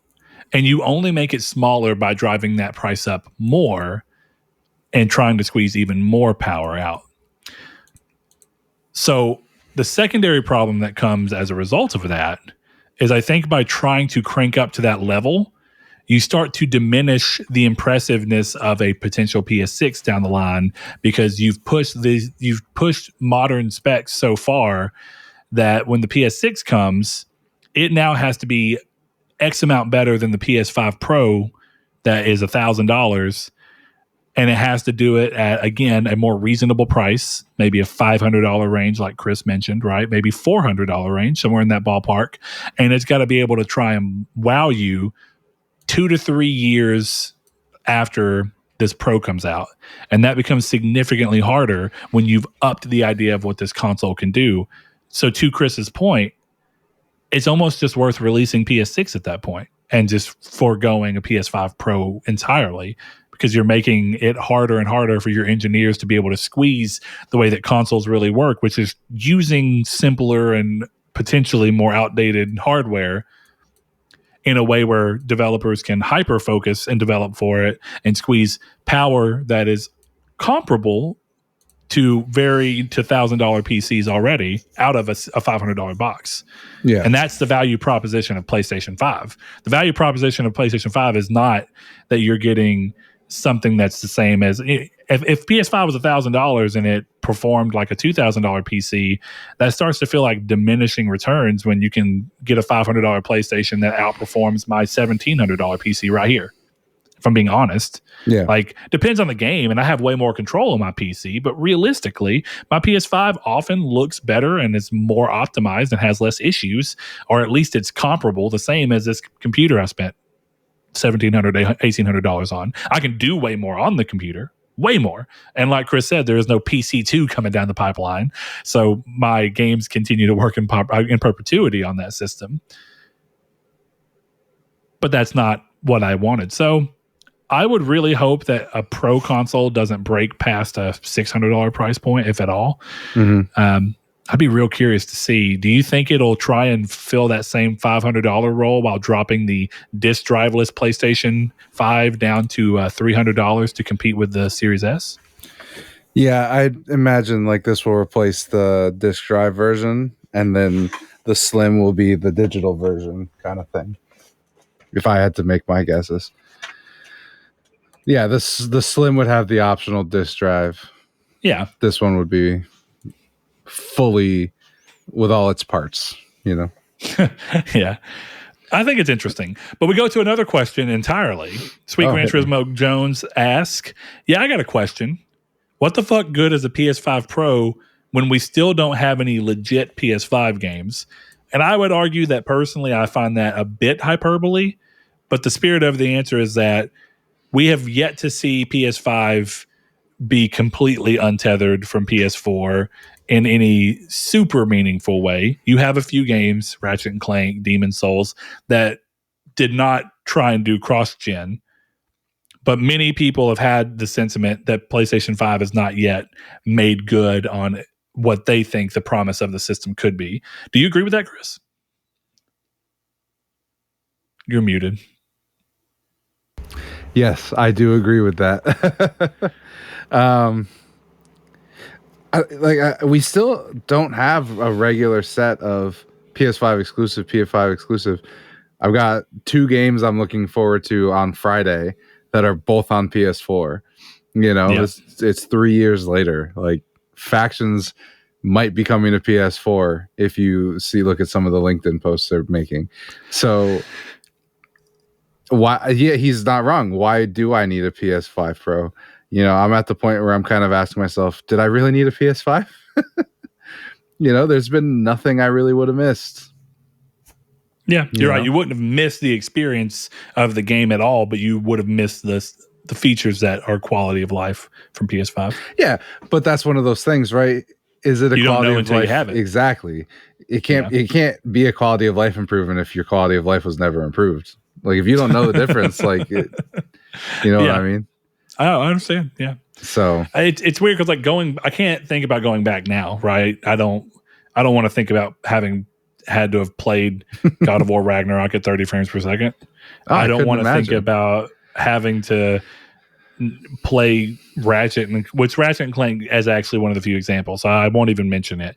But I can't imagine being like, oh, I have to play Spider-Man Miles Morales with no 60 frames per second or ray tracing, because 60 frames per second, the performance RT mode is sick in that game. It's so good. It is genuinely insane. And those load times, you know, it's like, but like you said, Chris, I wouldn't know any of this had I never made the move up. So it is an interesting proposition there. I do feel like PS4 Pro came at a time where we're at the same point of the lifespan, but the thing is, PS4 Pro didn't have the problem of or the PS4 rather, didn't have the problem of being terminally cross-gen, which in many ways PlayStation 5 and Xbox Series X as well have been either terminally cross-gen or to some degree we're still learning about how people feel about the Series S and how it acts as a holdback as well. So with those things in mind, this generation does feel like it's never really gotten to run to begin with. So talk of a PS5 Pro is weird. But I guess the one upside I'll say here is that if PS5 Pro is supposed to be coming by late 2024, and we're talking about 2023, a year that's supposed to actually have a number of PS5 exclusives, games made entirely with PS5 in mind. And then assumedly, you would imagine that the 2024 year would as well. Then we have roughly a year and a half between now and a potential PS4 or PS5 Pro for that to be met, for that question to be like, oh, now we have PS5 games. Now we can look at, hey, what does Ratchet and Clank look like with the PS5 Pro patch? Oh, it can do full ray tracing at 60 frames per second and full 4K? Sweet. That's cool. You know, it's maybe not. No, I mean, there's definitely arguments for it. Yeah. Do you think you'd go with, like, by 2024 with what we know, do you think you'd be interested in shelling out $500 for a PS5 Pro, or do you think you'd just stick with what you have for now? With what we know. Of course, that could change drastically.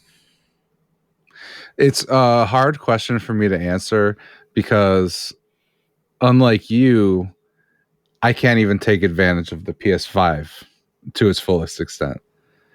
So why so? Why me? I guess I'm not. Well, because you have a TV that can output better than mine, right? I'm pretty. Yours does 120. Am I right?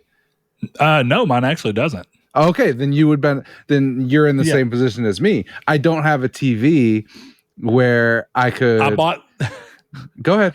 I bought the year before they switched to HDMI 2.1 or whatever it is that you required for 4K output at 120 frames per second, and also 1 year before they introduced. Why am I skipping out on what it's called right now? Variable frame rate. Got it. Whatever it's called. Like, it would be a selling point on the box for me to be like, this does 4K 120 guaranteed in every game. Every game that gets a patch will be upgraded. Right. Like, you can give me that and I'd be like, that's cool.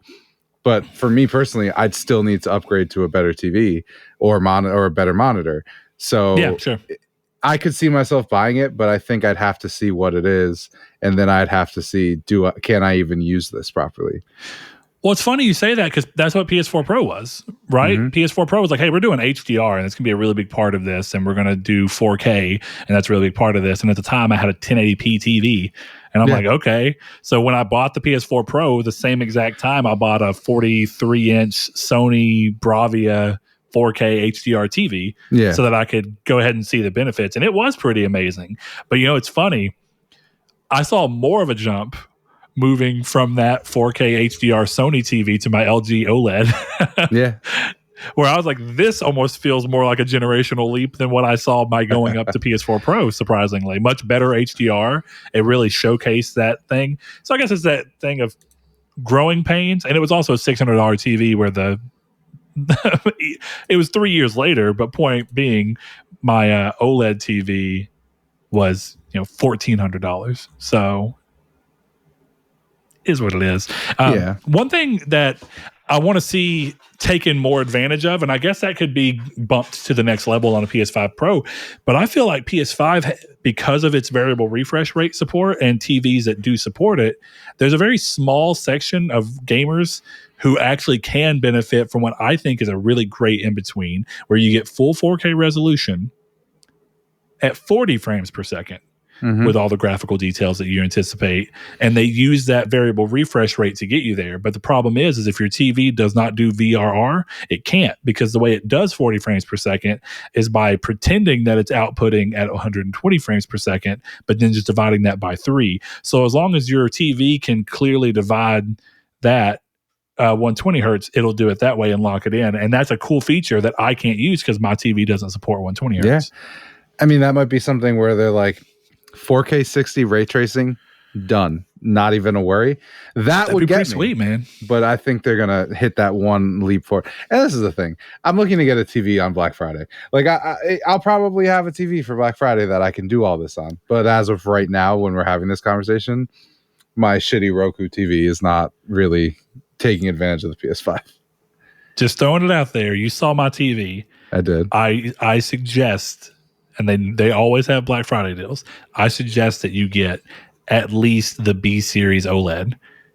Look, they're incredible. They have 120 frame support. You can get one right now. What do you have? A 65, 55? What?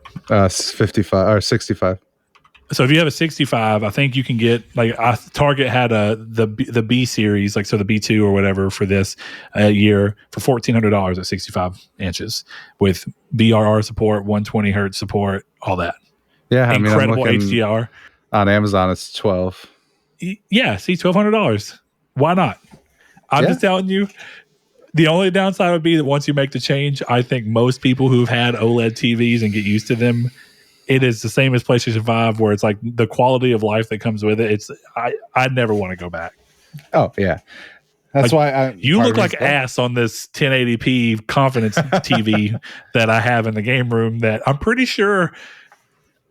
What were you playing Elden Ring on this TV, or did I pull my 4K back here for you? I think I pulled the old Sony. You might have. I don't remember, but I was definitely playing Elden Ring on one of your TVs. That's not the you best. 100% were. All right. So with that behind us, we have a couple of more news pieces. And then, as always, we're going to wrap the show up with questions that we did not get to within the main show.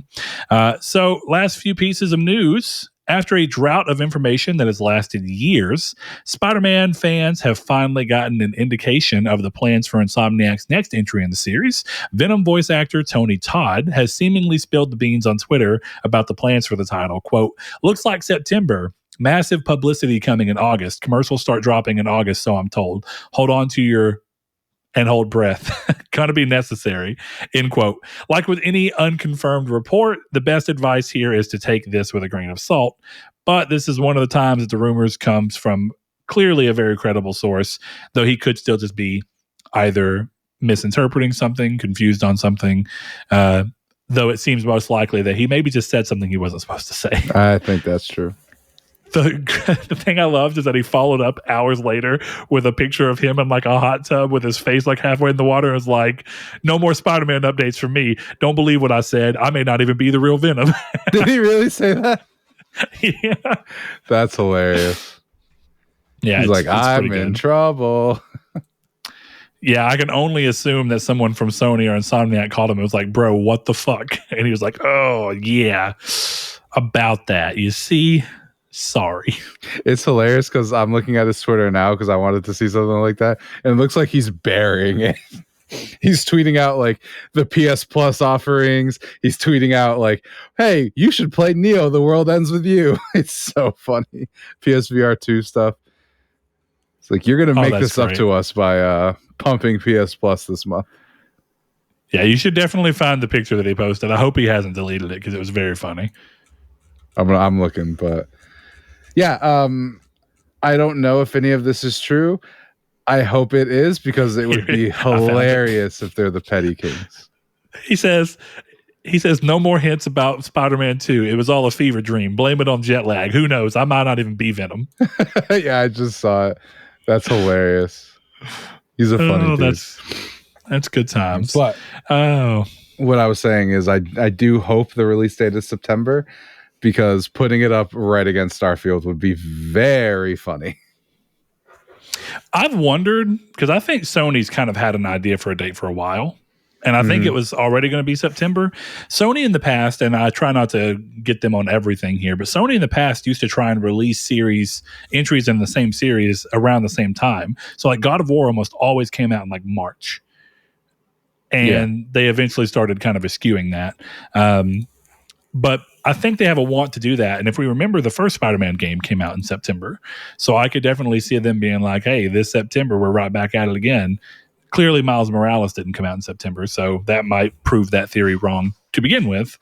But we've already talked about the fact that Miles Morales isn't necessarily a a full game, but it's also not a full game.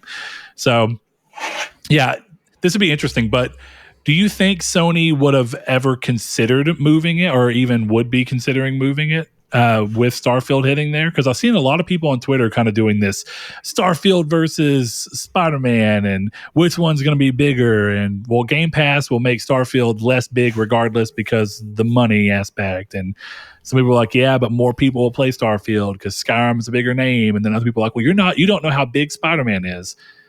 What are your thoughts here? Do you have any inkling? I don't even know that they brush up against each other in a meaningful enough way to compare them.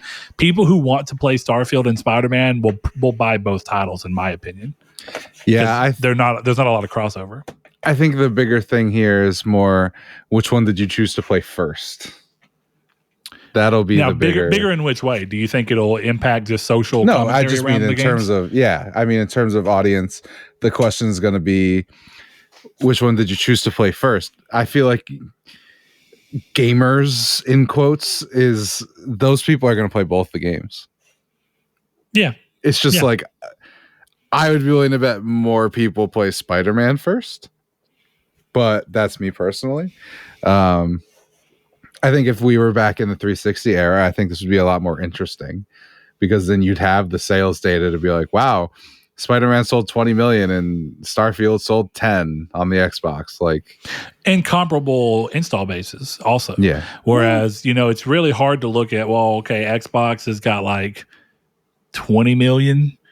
Yeah. Maybe consoles out there. Maybe 15 million consoles out there. I know it's like half of what PS5 is at.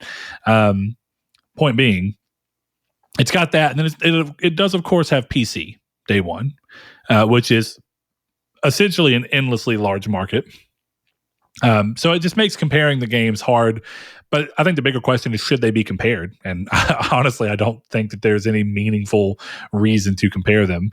Like you said, the people who are going to be fans of Starfield only are going to be going towards Starfield, and the people who are fans of Spider-Man only are going to try and play that regardless of if they're a big gamer to begin with. And then there will be those people in between that just play both. Yeah. And of course, the people who can't play Spider-Man because they don't own a system that's playable on, and vice versa. People who can't play Starfield because, I was going to play it, but when the Bethesda thing went through, it meant that my PS5 plans for Starfield were dashed. Yeah, and the sad thing for Bethesda and Starfield is that the captive audience for Spider-Man is double the size. So if they're going to sit here and look at this like 50 Cent versus Kanye West back in the day, Spider-Man's going to win. But if you want to look at this as what's better for the ecosystems, I think they'll both be fine. Well, and the curiosity is how many people, because Spider-Man's clearly huge, bigger than Starfield, if we're just being honest. But Skyrim's a massive game too. But when you look at that, the real question is, what percentage of people who love Spider-Man are also PS5 gamers who also care to play games at all? And so it's not as easy. It's like, because Bethesda's entire popularity comes from them being a gaming company, it would make sense that there's a larger audience of people who are excited to play their next game because that's what they're known for. Whereas Spider-Man is a property that existed well outside of games and never performed particularly well in games until recently. And the movies have gone, billions of dollars in the past multiple times. And even Amazing Spider-Man, which is a controversial movie, still almost broke $1 billion. Still almost hit $1 billion. So, you want some hard, cold data for you? Yeah, at least from this website I'm looking at, Skyrim has sold, as of 2022, 30 million total units. Okay. Spider-Man and Miles Morales have sold 33 million units. So I don't know that there's an argument for Spider-Man being bigger or Skyrim being bigger than Spider-Man. I know that's combined units, but last I remember, Spider-Man PS4 sold 20 million? Something in that ballpark, yeah. So even if you look at just Spider-Man PS4, that has not been out for 11 years and re-released 87 times, I think they're in the same ballpark of quote unquote fandom. Yeah. I just think they're fairly different fan bases. Yes, but I would agree. Either way, we'll see how that ends up coming around. I'm just here for the comedy. got, I guess, actually two more pieces of news. Ubisoft has announced an AI innovation that is aiming to help developers and writers. Ubisoft Ghostwriter is aiming to ease the time spent on writing generic NPC dialogue. It comes from Ubisoft LA Forge, which is the research and development branch of the publisher, or La Forge, probably is LaForge. La Forge. Way to Americanize it, dog. You bastardized the French. I know, I tell you. This is weird because I don't know if you saw, and I almost thought about putting it in the news, but since we just talked about Spider-Man, let's continue going on with Insomniac for a second. Did you see this innocuous statement from one of Insomniac's engine developers that said their next game is going to have some cool dialogue tech in it? Yeah, I that saw they're that. pushing. And you start very thinking non-specific news, so I didn't really. Yeah, it's super non-specific. So it's like, is it Spider-Man 2? Is it Wolverine? What does he mean by dialogue? Is it like the Fuse first game 2? where the character is it where, like in the first Spider-Man game, if I can remember correctly, they had it to where, and it's probably true in Miles Morales, where if he's swinging when he's talking, it's like they had the person record the line in multiple ways. So that if you're standing on top of a building not doing anything, you sound relaxed, and if you're swinging, you sound slightly out of breath and like you're moving. Are we talking like that? Are we talking about NPC dialogue that is just randomized and gets said? Are we talking dialogue choices and trees? And you start, so it's like, okay, well, Spider-Man seems unlikely fit for that. So could Wolverine have some kind of dialogue choice options? And what would that look like? So it's super non-specific, but I almost wonder if it's more dialogue is the word he chose, and it's really more something like this, where it's like, hey, we're going to have a way to come up with better, more randomized AI dialogue. And definitely when they have voice AI on the level it is now, can you imagine them having it to where AI just contextually looks at what you did in the game? So like, as Spider-Man, you swung really close to someone, and instead of them having some canned pre-written thing that they got someone to record of like, hey, you got too close. Hey, Spider-Man. It's like the person, every time that you do it to someone, they react differently based on some randomized AI where they're like, this is what we think this person would do based off of this set of criteria around them. Like, hey, you almost dropped my bagel. You know? Yeah. I don't know. I think for me, my guess, or is Wolverine an RPG? You were talking and I was sitting in my head like, what if Wolverine is a Fallout style RPG where Wolverine is silent and you just got to pick the dialogue options and level up and you got VATS in it and shit? No, I don't think that would happen. But no, it's gonna be like an Infamous style game with a morality system, and that means you get to choose what you say. I'm down. No, my thought when I heard this was, I'm a good Wolverine. Yeah, I'll take your mom to the doctor. No, your friendly neighborhood Wolverine.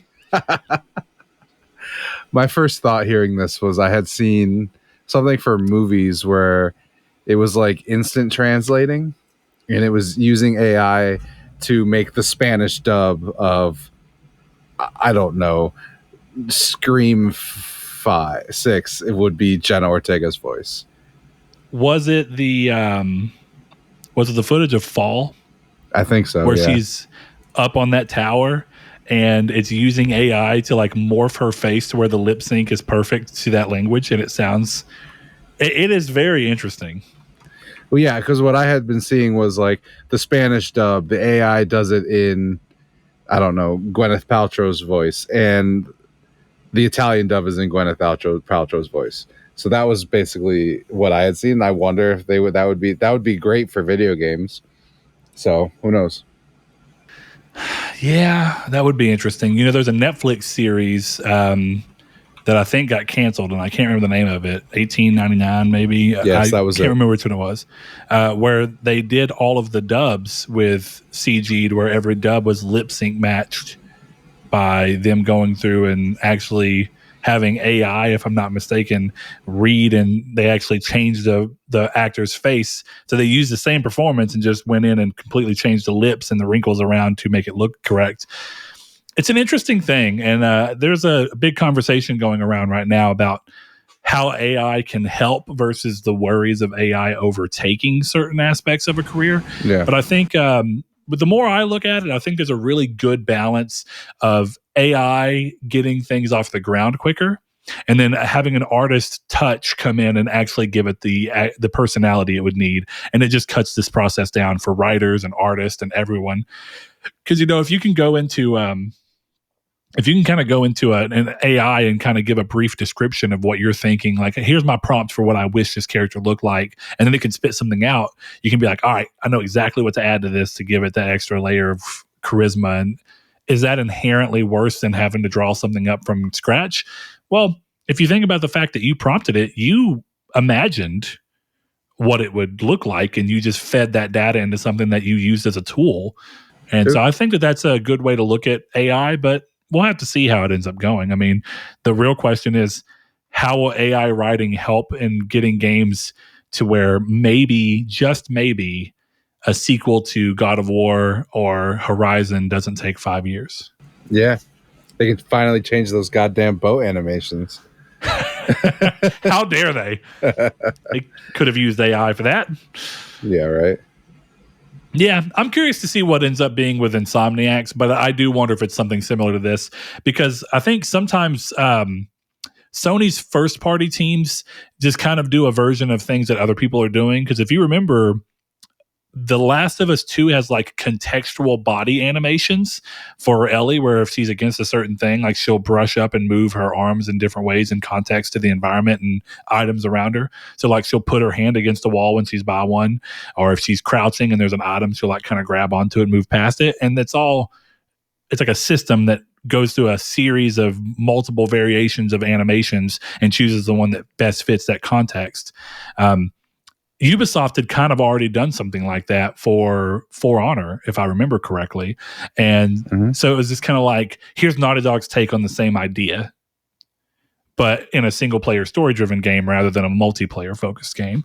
So I almost wonder if this is the same thing, and we're really just seeing Insomniac saying like, yeah, we're working on something similar. But probably just, that one, yeah. Not saying it. Well, this brings us to the last piece of news. EA and DICE have celebrated the nearly 15-year history of games like Battlefield Bad Company 1 and 2 and Battlefield 1943 by announcing the decision to kill online servers and even delist the games from digital store shelves. You heard that correct. Delist Battlefield Bad Company 1 and 2, games with single-player campaigns that are fully playable regardless of servers. And then, of course, 1943, an online-only game. The original announcement of these games being lost forever included the platforming title Mirror's Edge, which DICE clarified later was a mistake. The games will be removed from sale on April 28th, and the servers will go down on December 8th. So if you want to go in and have some final fun in the Battlefield Bad Company 2, one of the greatest first-person shooters, go do it. Go have a good time. Go throw a knife at someone's head. Go shoot a house down from the studs. Have a blast. It's a wonderful game. Bring it back. It is a wonderful game. I would like to see them come back to it, even just from a tonal standpoint. Like, I really liked that had like a different take on it than the Battlefield hyper realistic warfare. It's like It was kind of nice that it was almost like a more wacky Call of Duty. Like, it was willing to go even more like, fine, fuck it, this is like action war movie. We're just going to have a good time, and foul-mouthed characters that are, willing to do some kind of crazy stuff. Yeah. Battlefield 3 was a big technical moment for video games, and I understand that, but in many ways, it was a very weird sidestep from Bad Company 2 being the previous game before that. Yeah, there being no remake of Battlefield Bad Company 2 is an insult. That's a game I would have thought would have gotten a remaster, actually. Yeah. And, I would have thought that got a bad Battlefield 1 and 2, Bad Company, but I guess other plans. This goes back to that thing where it's like, because it's Battlefield, if you release it, it does in some way compete with new Battlefield. Do you really want to do that? I guess that's the ongoing question. I mean, that's why they wouldn't, but why not just have your 1 year be Bad Company 2? Here's this year's Battlefield. It's Bad Company 2. Have fun. And we gave the developers longer on Battlefield 6. Right. Battlefield 2087. Like, all right, cool. I would have liked that. That game's so good. Yeah, reaching into the nostalgia bag is a really easy way to help with fan problems. It would have, if I were to think of a time where they might have done this, the time to do this might have been after Battlefield 2030, whatever the hell it is. 2042. 2042. Whenever that game came out and had a ton of server issues and wasn't complete and there was a lot of fan backlash, I think that would have been the time to be like, we were quiet for 6 months, and guess what, guys? In 3 months, you'll be able to play Battlefield Bad Company 2 Remaster with servers and everything. Don't you love us? Do you remember when you loved Battlefield? But I don't know. That's EA is a real hard company to really understand some of their motives. But I assume it's all driven by profit. So I would assume that they have data that suggests that people would not play these games, or at least it wouldn't be worth doing. I wouldn't assume that, but we're part of that core gamer group, right? We're the people that would. And so it's a little harder for us to think that at scale people wouldn't. But if 1 million of us would, and that equals 1 million sales, is that enough to justify this? I don't know. Yeah, I mean, fair, but fair enough. All right, Chris. All right. With Brett. that said, what do you think was up with Mirror's Edge being on here? Mirror's Edge will be coming down relatively soon. Do you think it was just that it was always coming, but they didn't mean to announce it today? Yeah, it reminds me of the Blue Point tweet. Like, we accidentally announced Blue Point's being bought, The bigger question here, though, is why? Like the other games, there's a big question as to why for Battlefield Bad Company 1 and 2, but at least they have servers, so you can kind of understand it. Mm-hmm. But none of these are licensed games. These are all original creations. Why is the solution? We've been talking a lot about this idea of video game preservation and allowing people to play things in perpetuity for a long time. And Mirror's Edge is that is a game-changing title. Whether or not it was a big title, it was a splash in the gaming market about how you could make a game and how a game could work and how a game could look and what technology you could use. And it was a big piece. And I love that game. I think it's a really unique and interesting game. So, of course, the part of me wants that to be eligible forever. EA has done this a lot. Shadow of, oh Lord, what is it called? Shadow of the Damned. The Grasshopper game that they did also got delisted. And I don't understand why. Because as far as I can tell, they own the rights. It's like delisting Dead Space. Why would you do that? You own this. Is that few of people doing it? Is there really that much of a cost preventative for you to keep a copy of this game on the same store that you keep everything else you own on? No, my assumption is that they're paying some kind of money and they're not seeing enough of a return. That has to be the only reason you take it down. It's on some server costing them some amount of dollars, and they're like, these dollars are not worth. And nothing else exists on that server? I'm not saying you're wrong. I'm just saying there has to be a reason, and that has to be it in my head. Like Sony did with PS Vita and PS3, which I think was smart, is go, okay, fine, we'll keep the storefronts up, but you will not be able to use credit cards on that storefront. You'll have to add money to your wallet on a different server that does support that functionality, and then we'll just allow you to use the credit from your wallet in a different server. That way we don't have to deal with payment management within this, because payment processing is a very expensive thing to deal with. So that's definitely the motivation behind Sony's, but Sony has a storefront. EA does have a storefront on computer, but they also don't have to do that exclusively. So it kind of makes you wonder, why is that the way to go? Definitely on console. I mean, is it because they don't want to? We don't want Sony to make 30% of the 4 sales of Mirror's Edge that we get per year. So we're just going to tell them to go fuck themselves. Yeah, I guess it's just a matter of like, this sucks to read about, but if they're really only selling, and I know you're being facetious, but even still, if they're really only selling 4 copies of it, who really cares that it's coming off the store? I don't necessarily agree with that take, but I'm just saying, like, at a certain point, who gives a shit? You know what I mean? No one's buying it. Yeah. And I already own the game, so there comes into that. But it's I give a shit insofar as I want to be able to tell someone who's never heard of or never had the chance to experience that game, and who may go, you know what, they were talking about Mirror's Edge today, and it looks kind of cool. I looked it up, and this looks really interesting, and I went and bought it, and I'm going to play it. Because, like, 100%. We've had that, like, B-Raj has started collecting PS3 games in large part because of us talking about them. My man. So I like that, and I appreciate that he has that ability to go do that. I appreciate that me and you can be like, fuck yeah, let's pick up Naughty Bear and go play Naughty Bear. Which we still haven't done. Yeah, which we still haven't done. Chris, I'm realizing how little our schedules line up. It's very rough, difficult. Yeah. It sucks. So it is what it is. But yeah, if it comes down, it sucks when you have that, because it does feel like, why do some companies just seem to cut cost? And it comes into a really uncomfortable question for some people, definitely when you're in a place like the US, where the only way to guarantee game preservation, because like we're seeing a similar thing with Nintendo shutting down the Wii U store and the Nintendo 3DS store. And the problem with both of those is that those e-stores are not even account linked. They're system linked. So if you buy a game on one 3DS, if you go and log into another 3DS, you do not own that game, big buddy. You've got to transfer that ownership to that 3DS, which means you have to have the 3DS you bought the game on to do it. It's a big load of shit. And taking down the store only makes that more difficult, because if you ever have a 3DS get stolen that has all those things on it, you're fucked. Even if you spent $20,000 like one guy did. I think it was The Completionist on every game on the 3DS.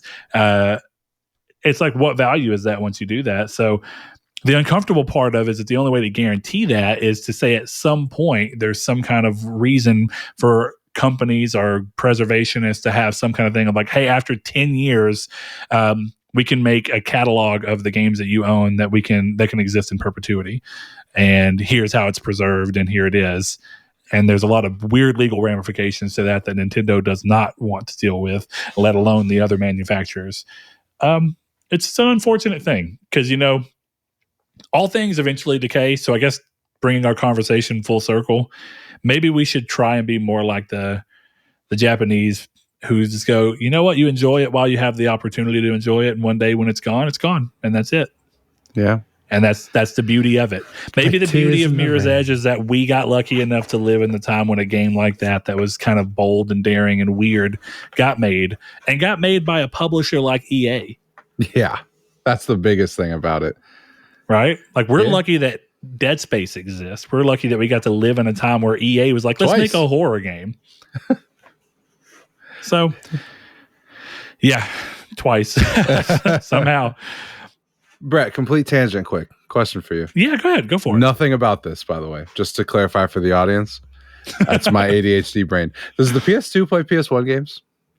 Yes, it does. Okay, cool. That's all I need to know. Are you buying a PS2? I already own a PS2. But in my head, I'm like, maybe I should start PS1 games. Good luck. They're rough, yeah. I know. I've seen it. CD-ROMs scratch very easy, which means that the scarcity I talked about earlier is even worse exists in a much harder. The great thing of PS3 is that Blu-rays are really resilient. That was the big takeaway during the PS3 gen. Whenever I worked at GameStop, we would get 360 games in all the time, and they wouldn't even be that scratched up, and they just wouldn't work. And we'd get some crazy looking Blu-rays in. Oh, I bet. And they worked every time. Well, that does explain why none of these show the bottom of the disc. Not a common thing you'll see. And it's funny because it's a black bottom. You can easily see scratches on a camera. Promise you. Yeah. They're not showing it for a reason. 100%. Anyway, but if you would like the Activision Neversoft Spider-Man, I've got it. My man.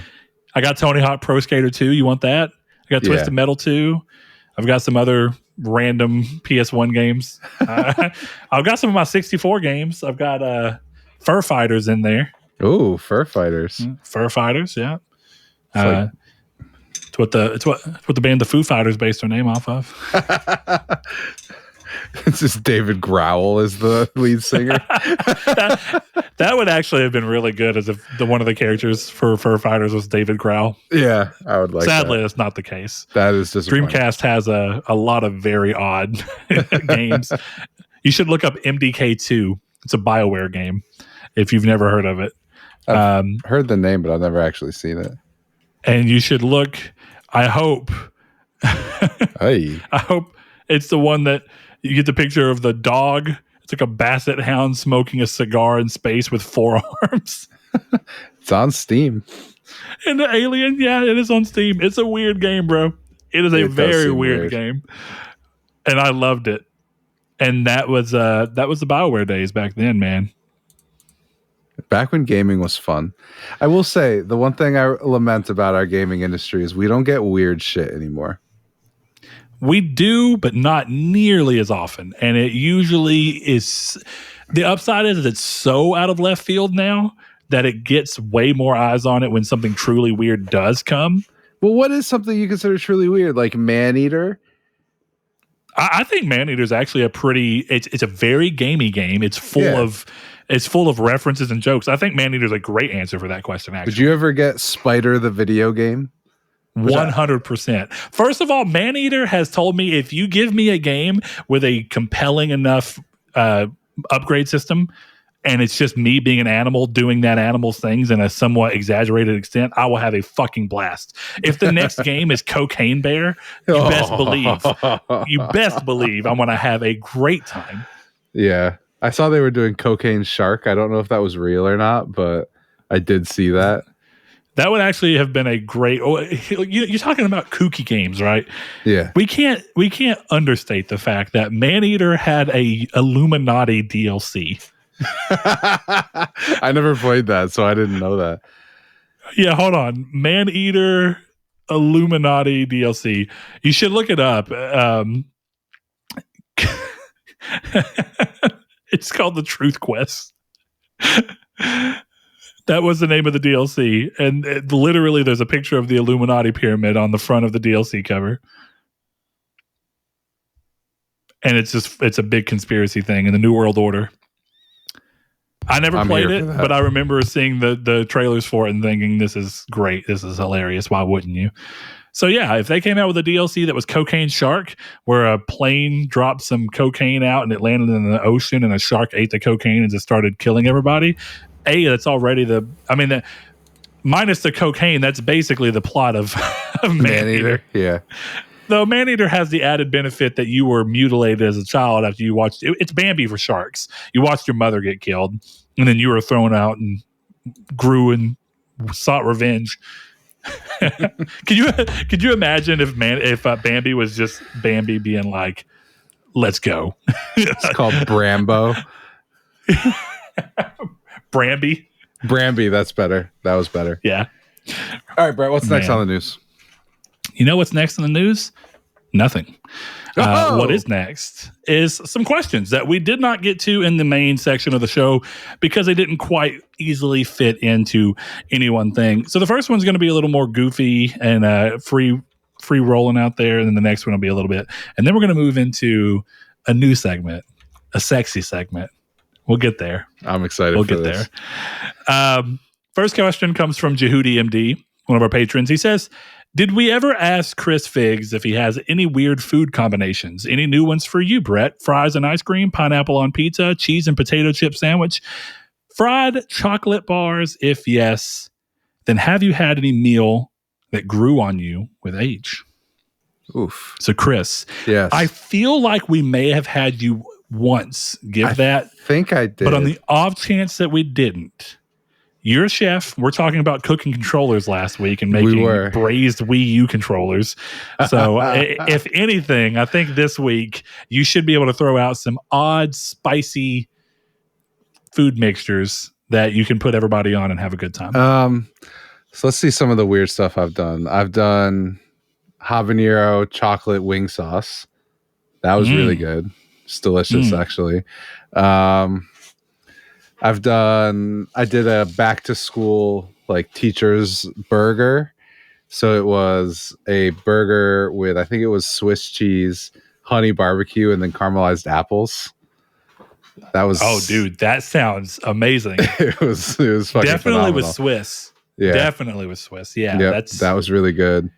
Caramelized apple. That dude, yeah, that's a power move right there. Yeah. Hold on though. What kind of bun we talking? brioche.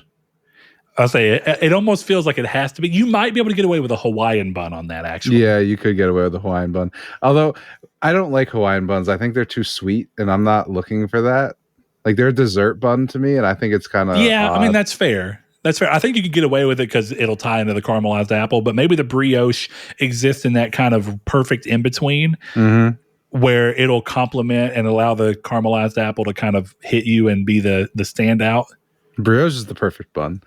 Brioche is the perfect bun. I do like a couple of others. I mean, it just depends on what I'm doing. Like, I'm a big fan of Texas toast on burgers, but it depends on the burger. Yeah. You got to have the right burger, though. One that we're planning on doing is a ribs with a blueberry scotch sauce. That's really good. Yeah. Sticking with the blueberries, I've seen it. I haven't done it yet. I saw it on TikTok and I really want to do it. It's a spicy chicken sandwich with jalapenos, cheese, a blueberry sauce, and then blueberries on the top. I think that looks really good. Okay. I think that's cool. But the weird one that I do in my regular life, now that we're done talking about my gourmet weird shit, is I like to get a pizza with a Diet Coke, and then I like to dip the crust into the Diet Coke. I think that was my answer for the last one, but that is a phenomenal combination. Okay, hold on. Yeah. Crust into a Diet Coke, but like any crust? Yeah, pizza crust, any crust. Like, so not like a specific type or kind or from a specific pizza. So like once you've gotten all like the tomato sauce or whatever base bones, like you've got it bone dry, just down to straight bread. Just straight bread into the pizza, the Diet Coke, and you just eat it up. So why Diet Coke? That's what my family drinks is Diet Coke. Fair point. Do you think it would work well with like normal Coke, Dr. Pepper, any of that? I'd have to imagine. I've never Dr. Pepper. We're getting a little bold with our seasonings here. It's a little extra. But I was about to say, is Dr. Pepper very big up there? Because it's huge in the South. Pepper. I love Dr. Pepper. I hate root beer. I hate root beer, but I love Dr. Pepper. I love root beer. I can't. My mom ruined root beer for me, and nobody thinks that I'm in the right here. But she ruined it. How? So when I was a kid, I used to do the swim team, right? And they had a Subway in the YMCA. So I would do my swimming, and then my mom would get me Subway, and she would always get me a Pepsi, but she would tell me that Pepsi was root beer. So I fell in love with root beer thinking it tasted like Pepsi because it was just Pepsi. So then one day I went out and I got a root beer, and it was the most jarring experience I've ever had in my life, and I can't drink it anymore. That's fair, but I also have a very important question. Yeah. Which root beer did you get when you tried root beer and realized that was not the root beer you knew? Barks or something. Barks is the most, and this is hot take moment for some people. Yeah. Barks is the most trash root beer is out there. It is so gross. I hate Barks. If anytime that someone's like, I love root beer, and they're like, oh yeah, Barks is my favorite, I'm like, discredited. I don't even trust your root beer opinion. You are gone. The Root Beer Association does not agree with you. We just RBA. pretend you don't exist. I would rather drink mugs. I mean, dude, there are great value root beer tastes better than Barks. Barks is awful. It is the worst. But if you want a good root beer and you still want some variety, straight out of the can, just something you can go pick up in a 12-pack, A&W, it's classic. It kills. It's really good. If you want something a little higher up, get these little IBC glass bottle root beers they have. Very good. And that glass, that and then hold on, get one more up. Abita, who make real beer, also make a Louisiana cane sugar root beer, and brew it and put in a bottle that looks like a beer bottle. It's not alcoholic, nothing. It's not like not your father's root beer or something like that. It's just a root beer. Yeah. But it's really good. And it's sweet, but it has just enough of that back end. I think a lot of people, the one thing that can be a little jarring for root beer, I'm not exactly sure how to describe it, but it's like that weird... Bitter's not the right word, but it's also probably the closest thing I can really think of. That there's like a weird burn that has a very specific taste. And It's the reason I don't like root beer flavored, what are they called? The Dum-Dums or whatever, the little suckers. Yep. Yeah, the root beer flavor is awful because it's only that flavor. And I'm like, there's more to root beer than just that. You've ruined it by hyper fixating on this one flavor. Those Dum-Dums change the taste of the air in your mouth. They do. So you do understand what I mean by that. It's like they're like aromatic. Yeah. Like once you've inserted it, you're gonna taste that for a while. That's what she said. You can pull the sucker out and throw it in the trash, and like 3 minutes later, you're still gonna be like, I taste that damn sucker when I breathe. My nose. Yeah, that's the other thing. When you have one of those suckers in your mouth and you breathe in, it's like, it's not fun. I'm glad we're on the same page there. I do like them, but they definitely change, like in a good way sometimes, right? Because the blue raspberry one, delicious. Fabulous. One of my favorite suckers of all time. 100%. So good. Blow Pop or Tootsie Pop, though? Ooh. I think Blow Pop. Tootsie Pops are just, I'm not always in the mood for a Tootsie Roll. No, much to my kids' selves' chagrin. But I can always just be like, all right, I'm done with this. I think part of it is chewing Tootsie Pops is fucking gross. And it sticks to your teeth way worse than gum. So when I get to the end of the sucker and you're not wanting to have to try and work all the sucker off of the inner treat, you're just like, yeah, cool. I can just bite into it and start chewing, and it's gum. It's made to be chewed. Yeah.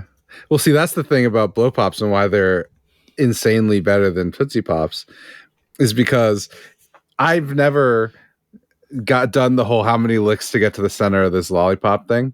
I'm not an owl, so I've never done that personally. Yeah. When you bite a Blow Pop and you chew that gum still has Blow Pop fragments in it. It's like candy. Perfect. It's like candy rock inside of your gum. Yeah. I'm glad. See, this is why we're so simpatico, because we understand that Blow Pops over Tootsie Rolls, over Tootsie Pops. And the more important part is we realize that not every flavor works with a Tootsie Roll. No. Red and that's Tootsie the problem. Pops, better than red Blow Pops, but I would still take a red Blow Pop over a red Tootsie Pop. Me too, realistically, because it's more consistent. Dude, 100%. grape Tootsie Pops. Oh. You're not a grape Tootsie Pop guy. Not a grape Tootsie Pop guy. Are you a guy. grape Jolly Rancher guy? I can eat them. I have, so you have your war stories of root beer, right? Yeah. I've got my war stories and my trauma with grape soda. So we grew up quite poor, as I've talked about on this show plenty of times. And the only reason we really ever had food or clothing of any kind after my parents got divorced, it was realistically because of my grandfather. But my grandfather was a very cheap man. So even though I'm very thankful that we got food and had something to eat every day, he would buy us stuff from Save-A-Lot, which is, I don't even know if y'all have a Save-A-Lot around there, but it's very cheap. It's like cheaper than Great Value. That's basically all you need to know. Like a dollar store equivalent? Cheaper than that in many ways. Actually, cheaper than that just in general. So yeah, like their knockoff Mountain Dew is called Mountain Holler. I want a shirt with that on it. And it had a sun rising over the mountain, but with like screaming. It was really interesting. You could probably look up the thing. The knockoff brand of Kool-Aid from them was called Flavor Aid. And I think Flavor Aid was sold at other discount, grocery stores. But it was a straw instead of the Kool-Aid Man. It was like a straw with stripes on them. Dude, this is the dopest can I've ever seen in my life.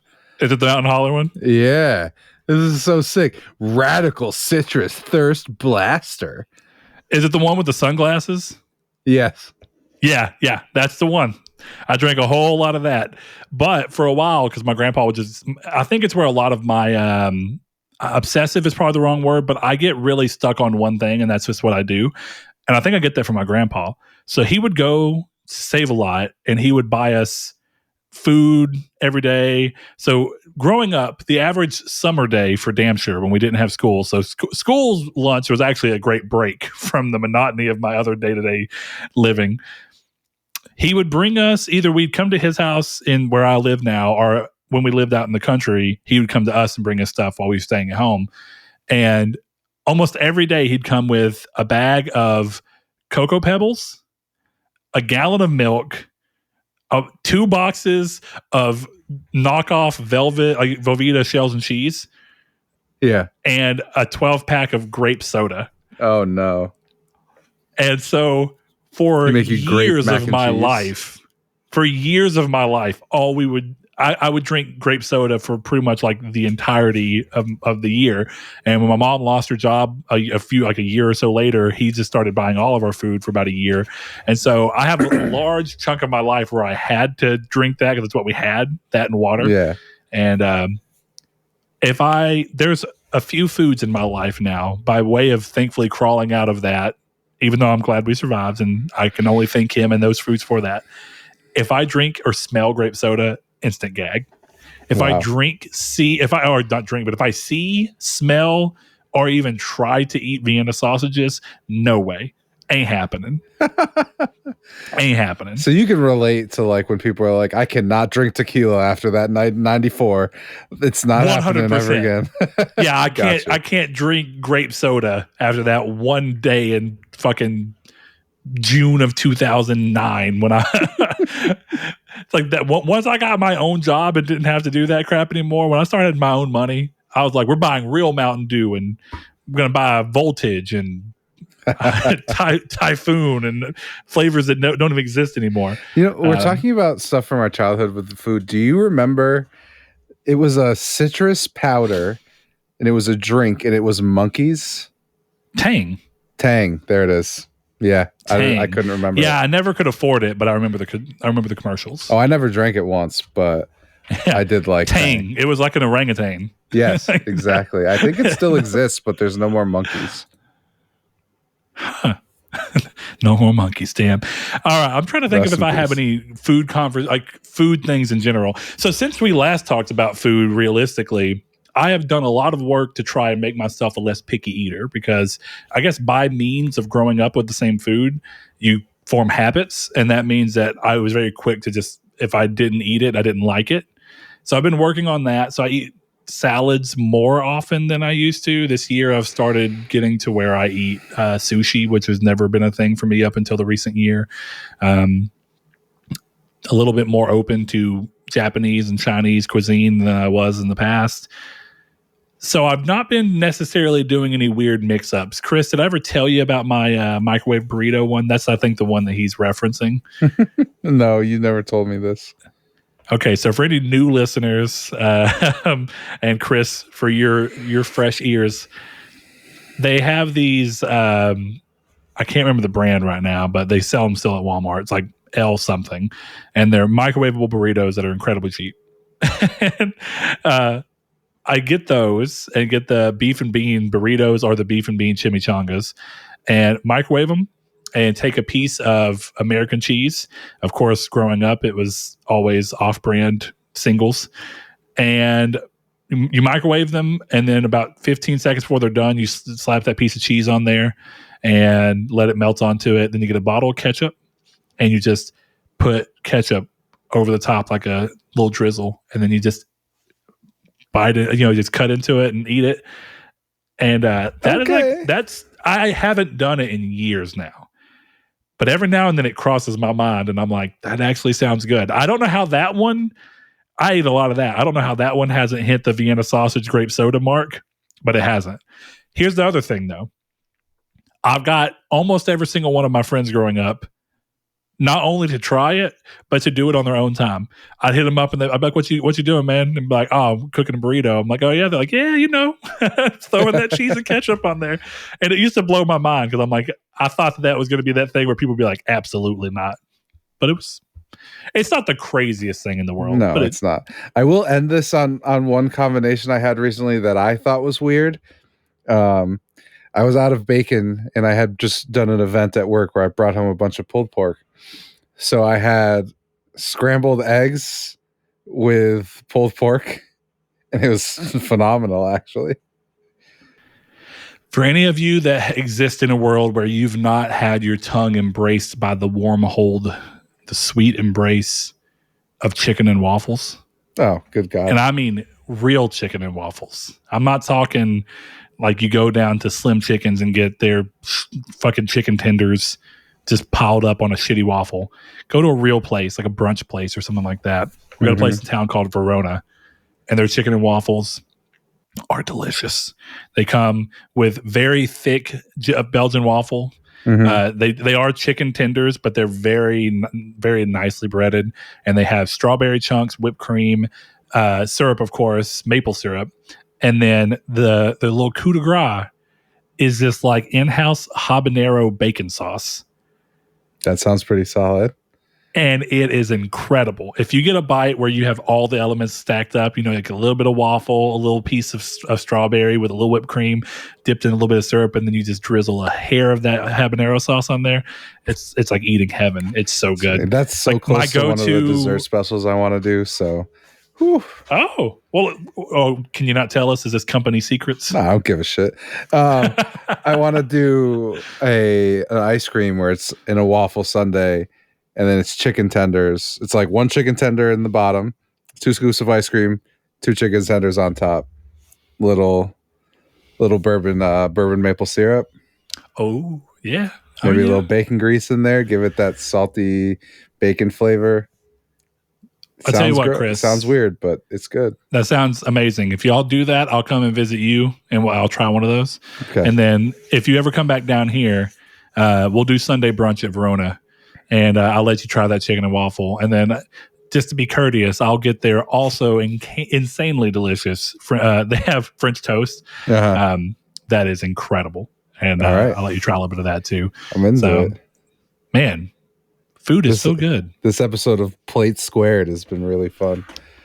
It's actually not a bad episode, not a bad title for a cooking podcast, not gonna lie. Not a bad one, you know? The square Not plates. a bad one at all. There you go. Easy. Have you had a meal that's grown on you with age? Just to kind of look at that secondary part of the question. Rice. Like by itself? Like fried just rice? Rice. Just I used to, rice? As a kid, weird because I am Puerto Rican, but I used to just hate rice. I couldn't eat it. And then now I'm a big rice guy. Rice is good. I think, and it's clearly not a combination, but I was one of those kids that growing up, when you went to a Mexican restaurant, I would always get the Mexican cheeseburger, like Tex-Mex cheeseburger. And it's like a shitty patty with like shredded cheese melted in place of the like American cheese, and then like French fries. And it was fine. But whenever I was 16 and started working, my first job was at a Tex-Mex restaurant here in town called La Carreta. And I really started eating a lot more of that type of food. And I think as I've gotten older, I love chips and salsa more and more with every year, it feels like. I mean, it's a perfect And every year I find a new salsa that is amazing, and just throwing it out there. This is shout out to Saul because he's the one that found it and he let everyone know. The Mateo salsa is incredible. It's in a shitty jar with like an orange label and some dancing peppers that look like, what do they call those little PNG clip art things from like Microsoft PowerPoint 2003? And it's Mateo's salsa, and every single one of the flavors is good. They have mild, very hot, medium. All of them taste very different from each other, and they're very delicious. My favorite thing lately has been to get one of our local Mexican places. It's like half the reason me and my wife even go eat there is they have this really great white queso with pico in it, and we'll order that, and then they bring out their salsa. And I don't love their salsa on its own, but I'll take their white queso and go and put about, make the bowl about half and half in my little salsa bowl, mix it together with the chip. And it's like the salsa being cold because it's stored in a freezer, and then the queso being warm, it kind of froths the queso up and gives it a really interesting texture. And it kind of blends together, and that's delicious. I will just smack down some chips with that on there. That does sound very good. Like I should probably make that a meal in and of itself. Just go there, get a drink, and that. But chips and salsa are free at most Tex-Mex places. So very fair. Very fair. One more question before we get into the sexy zone. Sweet Gran Turismo Jones is back with one more question. He says, what's a game you are bummed is not for you? For example, my game is Call of Duty, specifically the DMZ. I like the feel, gameplay loop, customization, etc. I'm just so bad I get wrecked by other operators, making it a complete waste of time. So it's not for me. If it was a PvE co-op, I'd be all over it. So, Chris, do you have a game that you see people playing? You're like, I feel like that should be me, but it's just not clicking.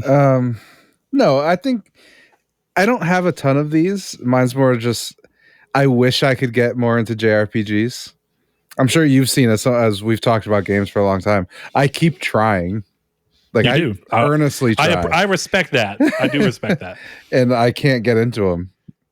So what do you think it is Persona 5? I don't know, because I like them all. Like every single one I've played, I've liked, but I just can't finish them. It's like, so do you think it's the length? Because one of the common points between them is that they tend to be quite long. It could be that they're not able to hold your attention at that length, and the only one that has is Persona 5 because probably ostensibly the quality of its story. That and the pandemic for sure are the two reasons that the pandemic are probably the biggest reason. Yeah, I mean, I got to sit on my couch for 2 weeks and only do that. So that's all I was allowed to do. So, I mean, it would probably be that. That's the biggest thing for me. I mean, a lot of the stuff that I was bummed I didn't like were Red Dead 2 and Outer Worlds. And I think I've come around on those pretty hard. So just wait till you come around on Arkham City, man.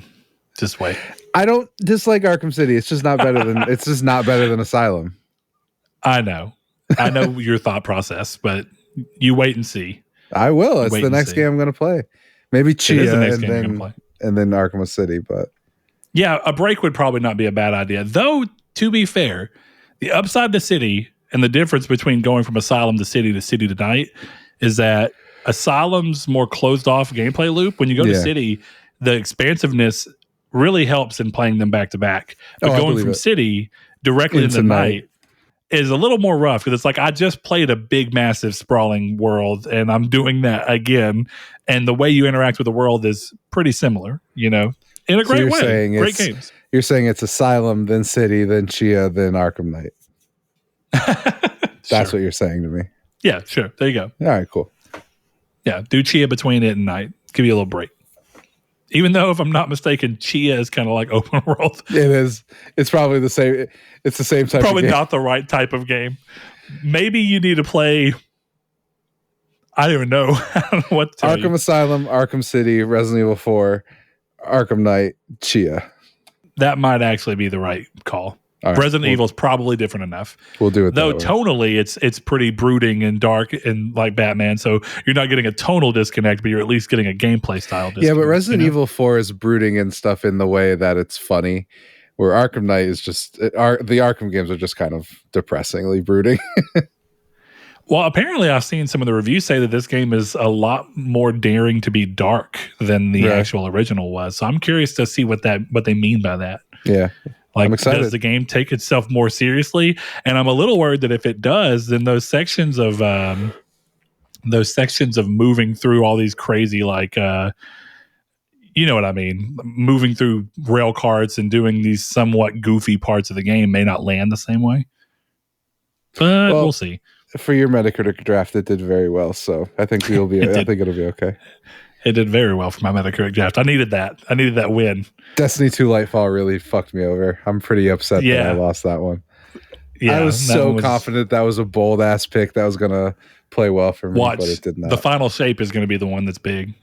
You just chose the wrong one. Witch Queen, great. That tends to be the Destiny story, right? One great expansion. One, yeah. That's kind of how it works.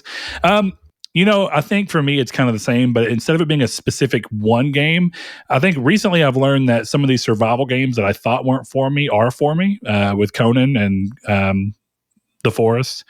So that's good. I'm glad that I took that dive and kind of fell in love. But I think, I don't know how to describe this. I guess maybe it's age and the responsibilities of being an adult. But there was a point in my life where I adored MMOs. and I adored playing them in the way you're supposed to play an MMO with like a community and like a social fashion. And I was never doing it like on a super large scale, but I would normally meet a handful of people that I didn't know in real life, and I would just play the game with them, and I'd talk to them on there and befriend them on there. And it's like, I can't even get excited about that now. It's like when I play RuneScape, I play it like a single player game. I don't do anything with anyone. I just go through and do quests and do my thing and pretend that the other people are just basically glorified NPCs. That's more or less how I operate. So I think there's a little bit of me that feels like I do wish that I had that excitement for games like Final Fantasy XIV Online. And it was funny, I was probably enjoying Final Fantasy XIV Online the most whenever I was just pretending it wasn't a multiplayer game.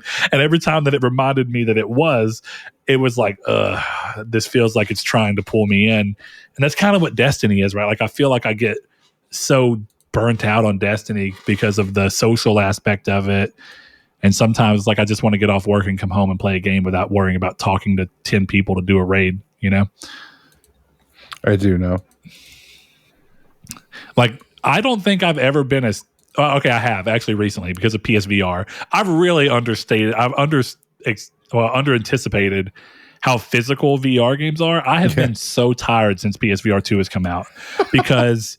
I get home and then I'll play like 3 hours once everything's gone. Like once my kids asleep and everything, I'll spend from like 9 to 12 playing VR games. And it's making me stay up even later. I'm not going to bed till like 12:30 or 1 most nights, and I'm standing up and shooting bows and arrows or other people. And I have woefully misprepared myself for how physically demanding that is. I have been so tired lately. As part of why I'm taking a break from VR. It's like I need to decompress from that. But other than that, when we were playing Destiny 2, hardcore grinding with me, you, and Sean, that was exhausting. Yes, it was. And you had it way worse than I did, but it was still exhausting. I felt like I slept like shit. And I was staying up so late to try and, make sure I got that. It's a terrible, terrible grind. Destiny sucks. I definitely don't think going for the platinum the way that I had to was the right way, because I used to think I'll probably come back for the final shape. And now I don't know. It's like I'm back and forth in my head of like, can I make myself play that again, or will I just get hit with that PTSD of trying to get the platinum? I know this sounds ridiculous, but the idea of playing that game anymore makes me nauseous. I do understand. There are games that I'm like, I feel like I should want to play this, and I just don't. Like, man, my RuneScape thing, I have not wanted to play RuneScape in months. Yeah. I got on to do the 10th anniversary event for OSRS, and I got it done and immediately logged off. And I was like, yeah, I'm not really that worried. I don't feel like playing. Sean still tries to get me to play Destiny, and he'll like text me about the story and all this stuff going on. And I'm his friend, so like I let him talk about it. It's the thing he loves, and I'm his friend. He's happy to talk about it. But every time he's like, oh, there's no grind anymore, you should get in. I'm like, dog, I would rather kill myself. Like, I genuinely would rather jump off a bridge. Like, I'm not playing Destiny 2 anymore. I'm just not doing it. It's like a deep-seated feeling that like the thought of having to hit download on Destiny 2 again. And it's a great game. I'm not so doing it again. No more. Yeah. I'm not going to go talk to Azure. Ugh. When you were talking about Exoprimal and talking about that weird mode, I was like, it kind of sounds like Gambit, where it's like you are technically going Gambit, against someone else. And Gambit is awesome. Gambit is easily one of my favorite parts of Destiny. That's how you know we're not hardcore Destiny guys, because hardcore Destiny guys hate Gambit. I love fucking Gambit. I've loved it since the first time. Gambit back when it was even harder. Yeah, it's the best mode. It was even better, but it was great. Yeah.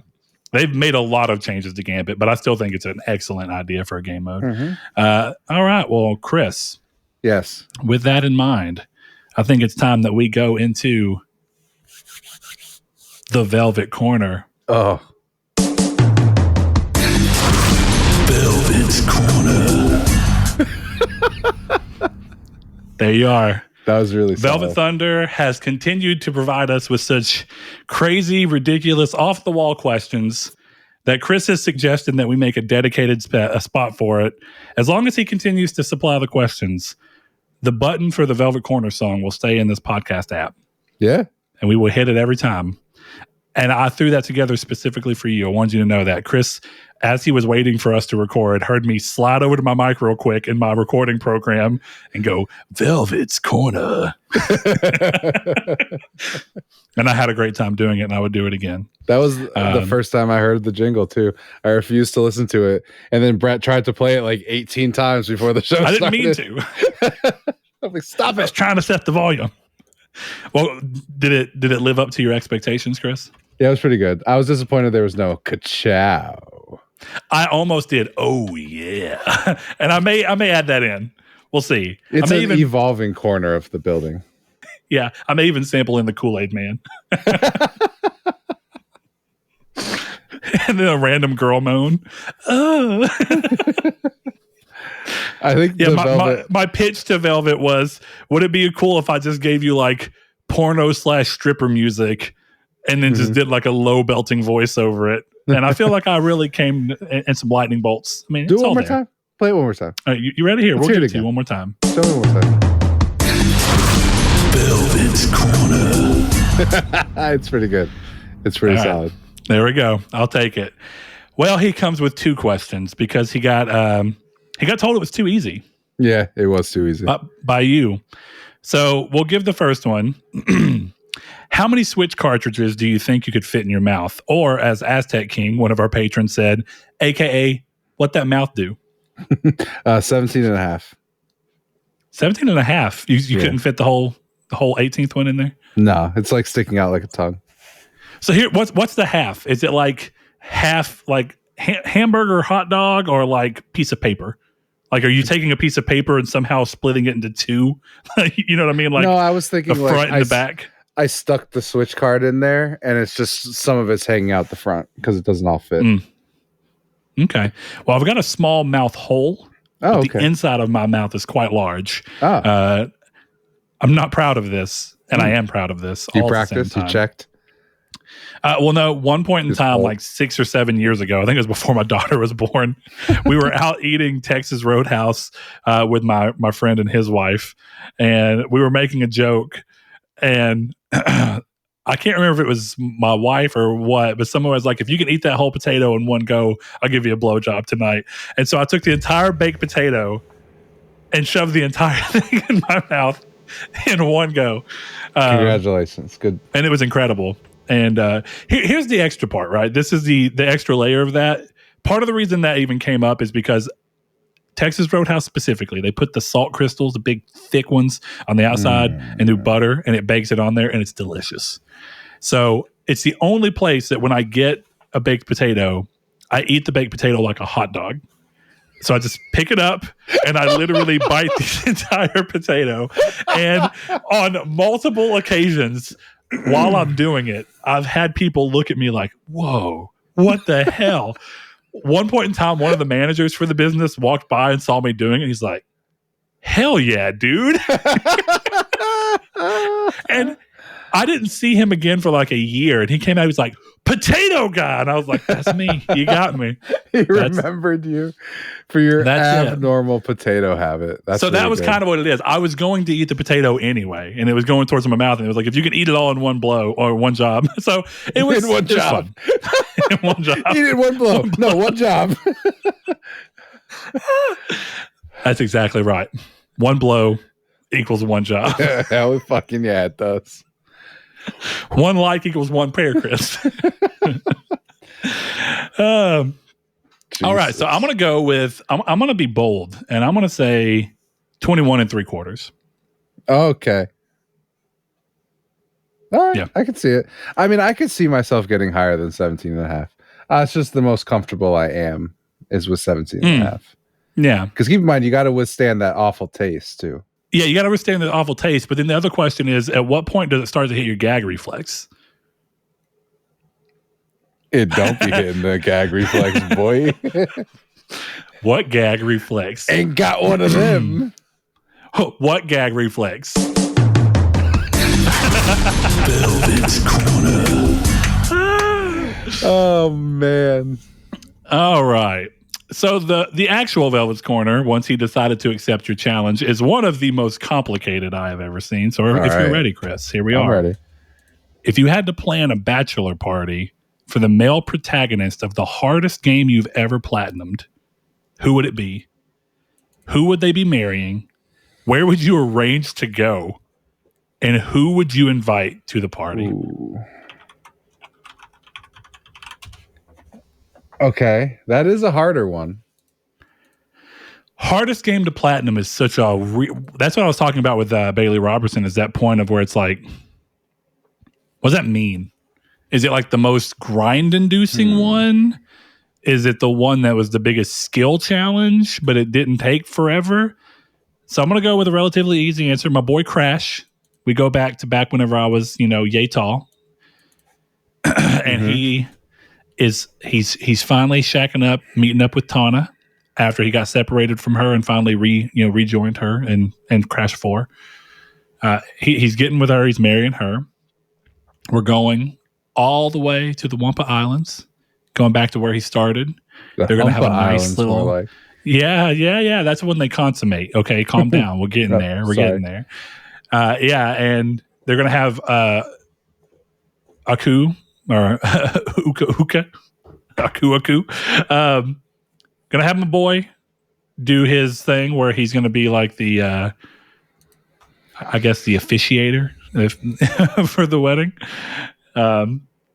It's going to be a good time, and that's where they're going to go. Invite him to the party. I like to think that Crash is like a forgive and forget guy. So I think what he's going to do is get all of his, former rivals, and he's going to kind of do the Sly Cooper thing, where even though Dimitri was a bad guy, in the next game he's helping you out. Your boy's got your back. He's helping you. So we're going to have Ripper Roo come and join. He's going to be jumping around like a crazy ass. We're going to have, what's his name? Papu from the first game. I'm trying to remember if that's actually, Papu. The first boss in the original Crash Bandicoot game. We have Dingo Dial, Uka. Gonna have everybody. Neo Cortex clearly going to be there. They've had a lot of times together. Whether or not we're talking about the new,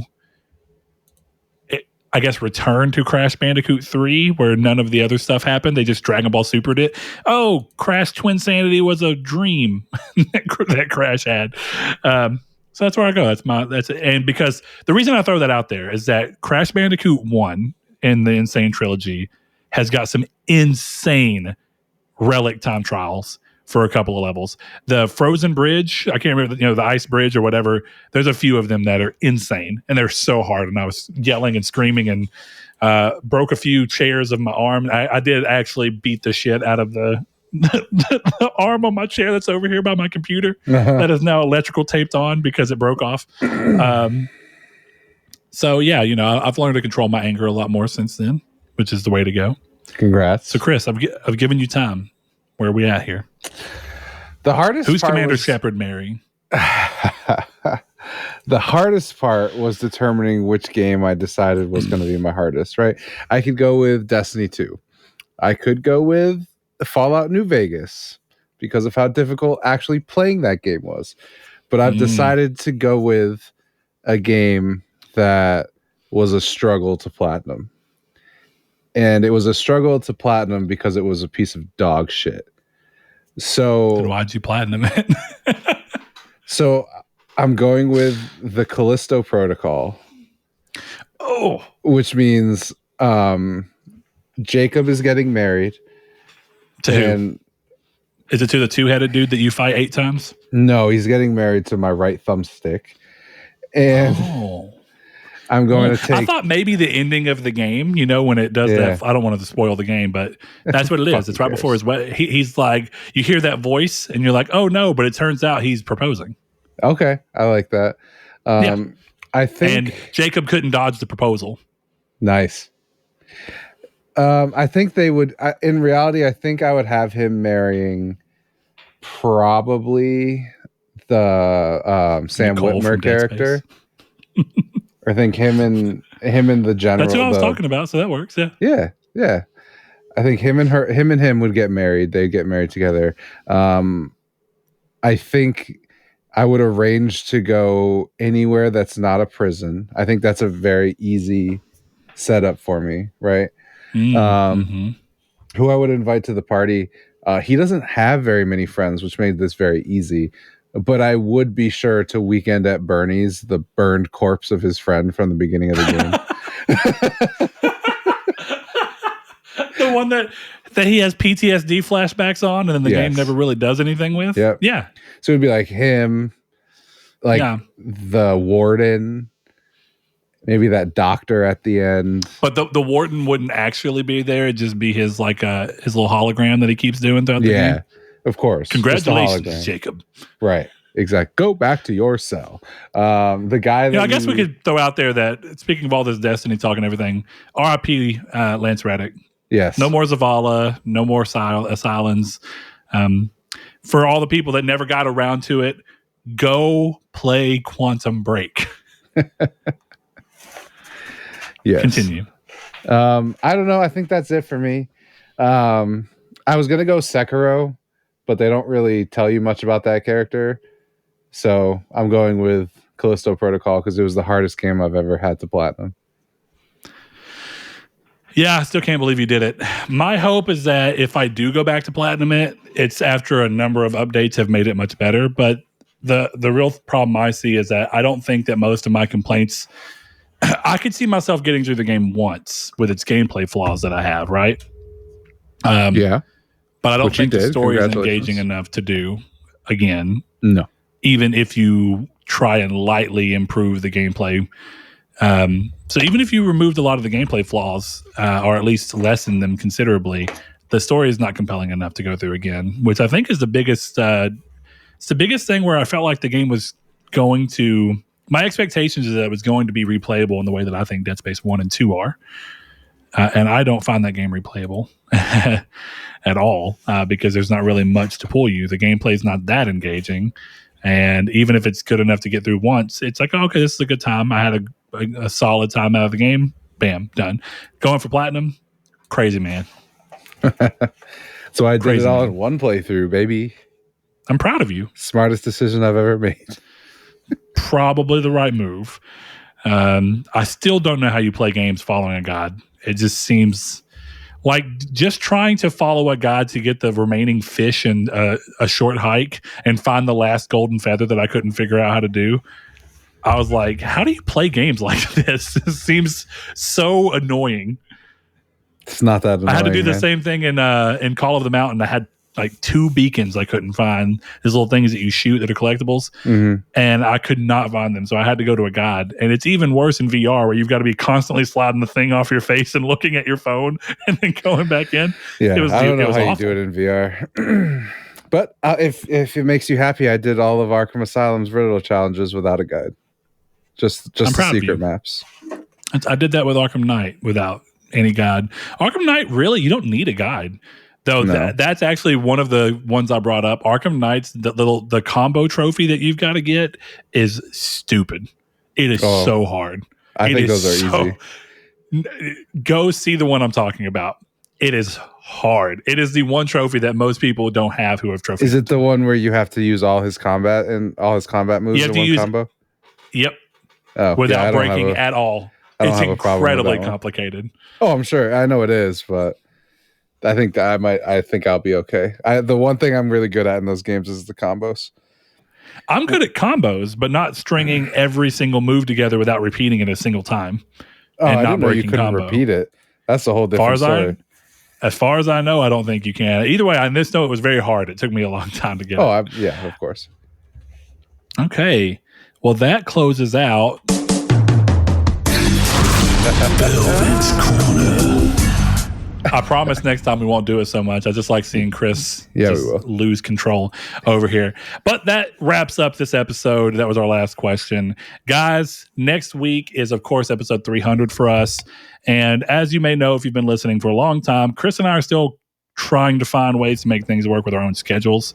So what I'm trying to figure out right now is if Saul's schedule is going to line up, because back whenever he first decided to leave the show, he talked about wanting to come back for episode 300, and depending on how long we go and continuity coming back for milestone episodes. So I've reached out to him, and we're going to see if we can find a way to make all 3 of our schedules work to make episode 300 work. Whether or not Saul will be able to be there the entire time or just have a segment, I'll find out. I would like to say that for episode 300, we were doing something so much more grand, but I think given the schedule that we have, I'm going to try, as I'm editing, coming up with some fun stuff for us to do, and it'll be a less typical episode. Probably going to ask for a lot more fan interaction, see if you guys can write in, ask us questions, talk about what we've done on the show, maybe get you guys to tell us some of the favorite conversations and topics we've covered throughout all the years. Maybe with Saul in here, that'd be cool. But if you have any ideas for things that you'd like to see for 300 that you think we might be able to work in, considering that we have space between us and time against us as far as Chris and I are concerned, we're open to any ideas. Unfortunately, changing with the pandemic and adding Chris to the show, it really does make doing special episodes so much different than what they were before.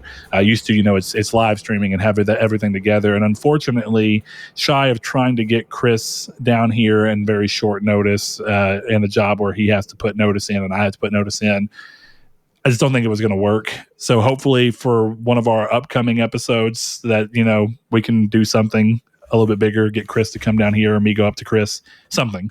Yeah. But we appreciate everyone who has listened for 300 episodes, if you have, or who's just joined in randomly and have continued to listen until episode 300.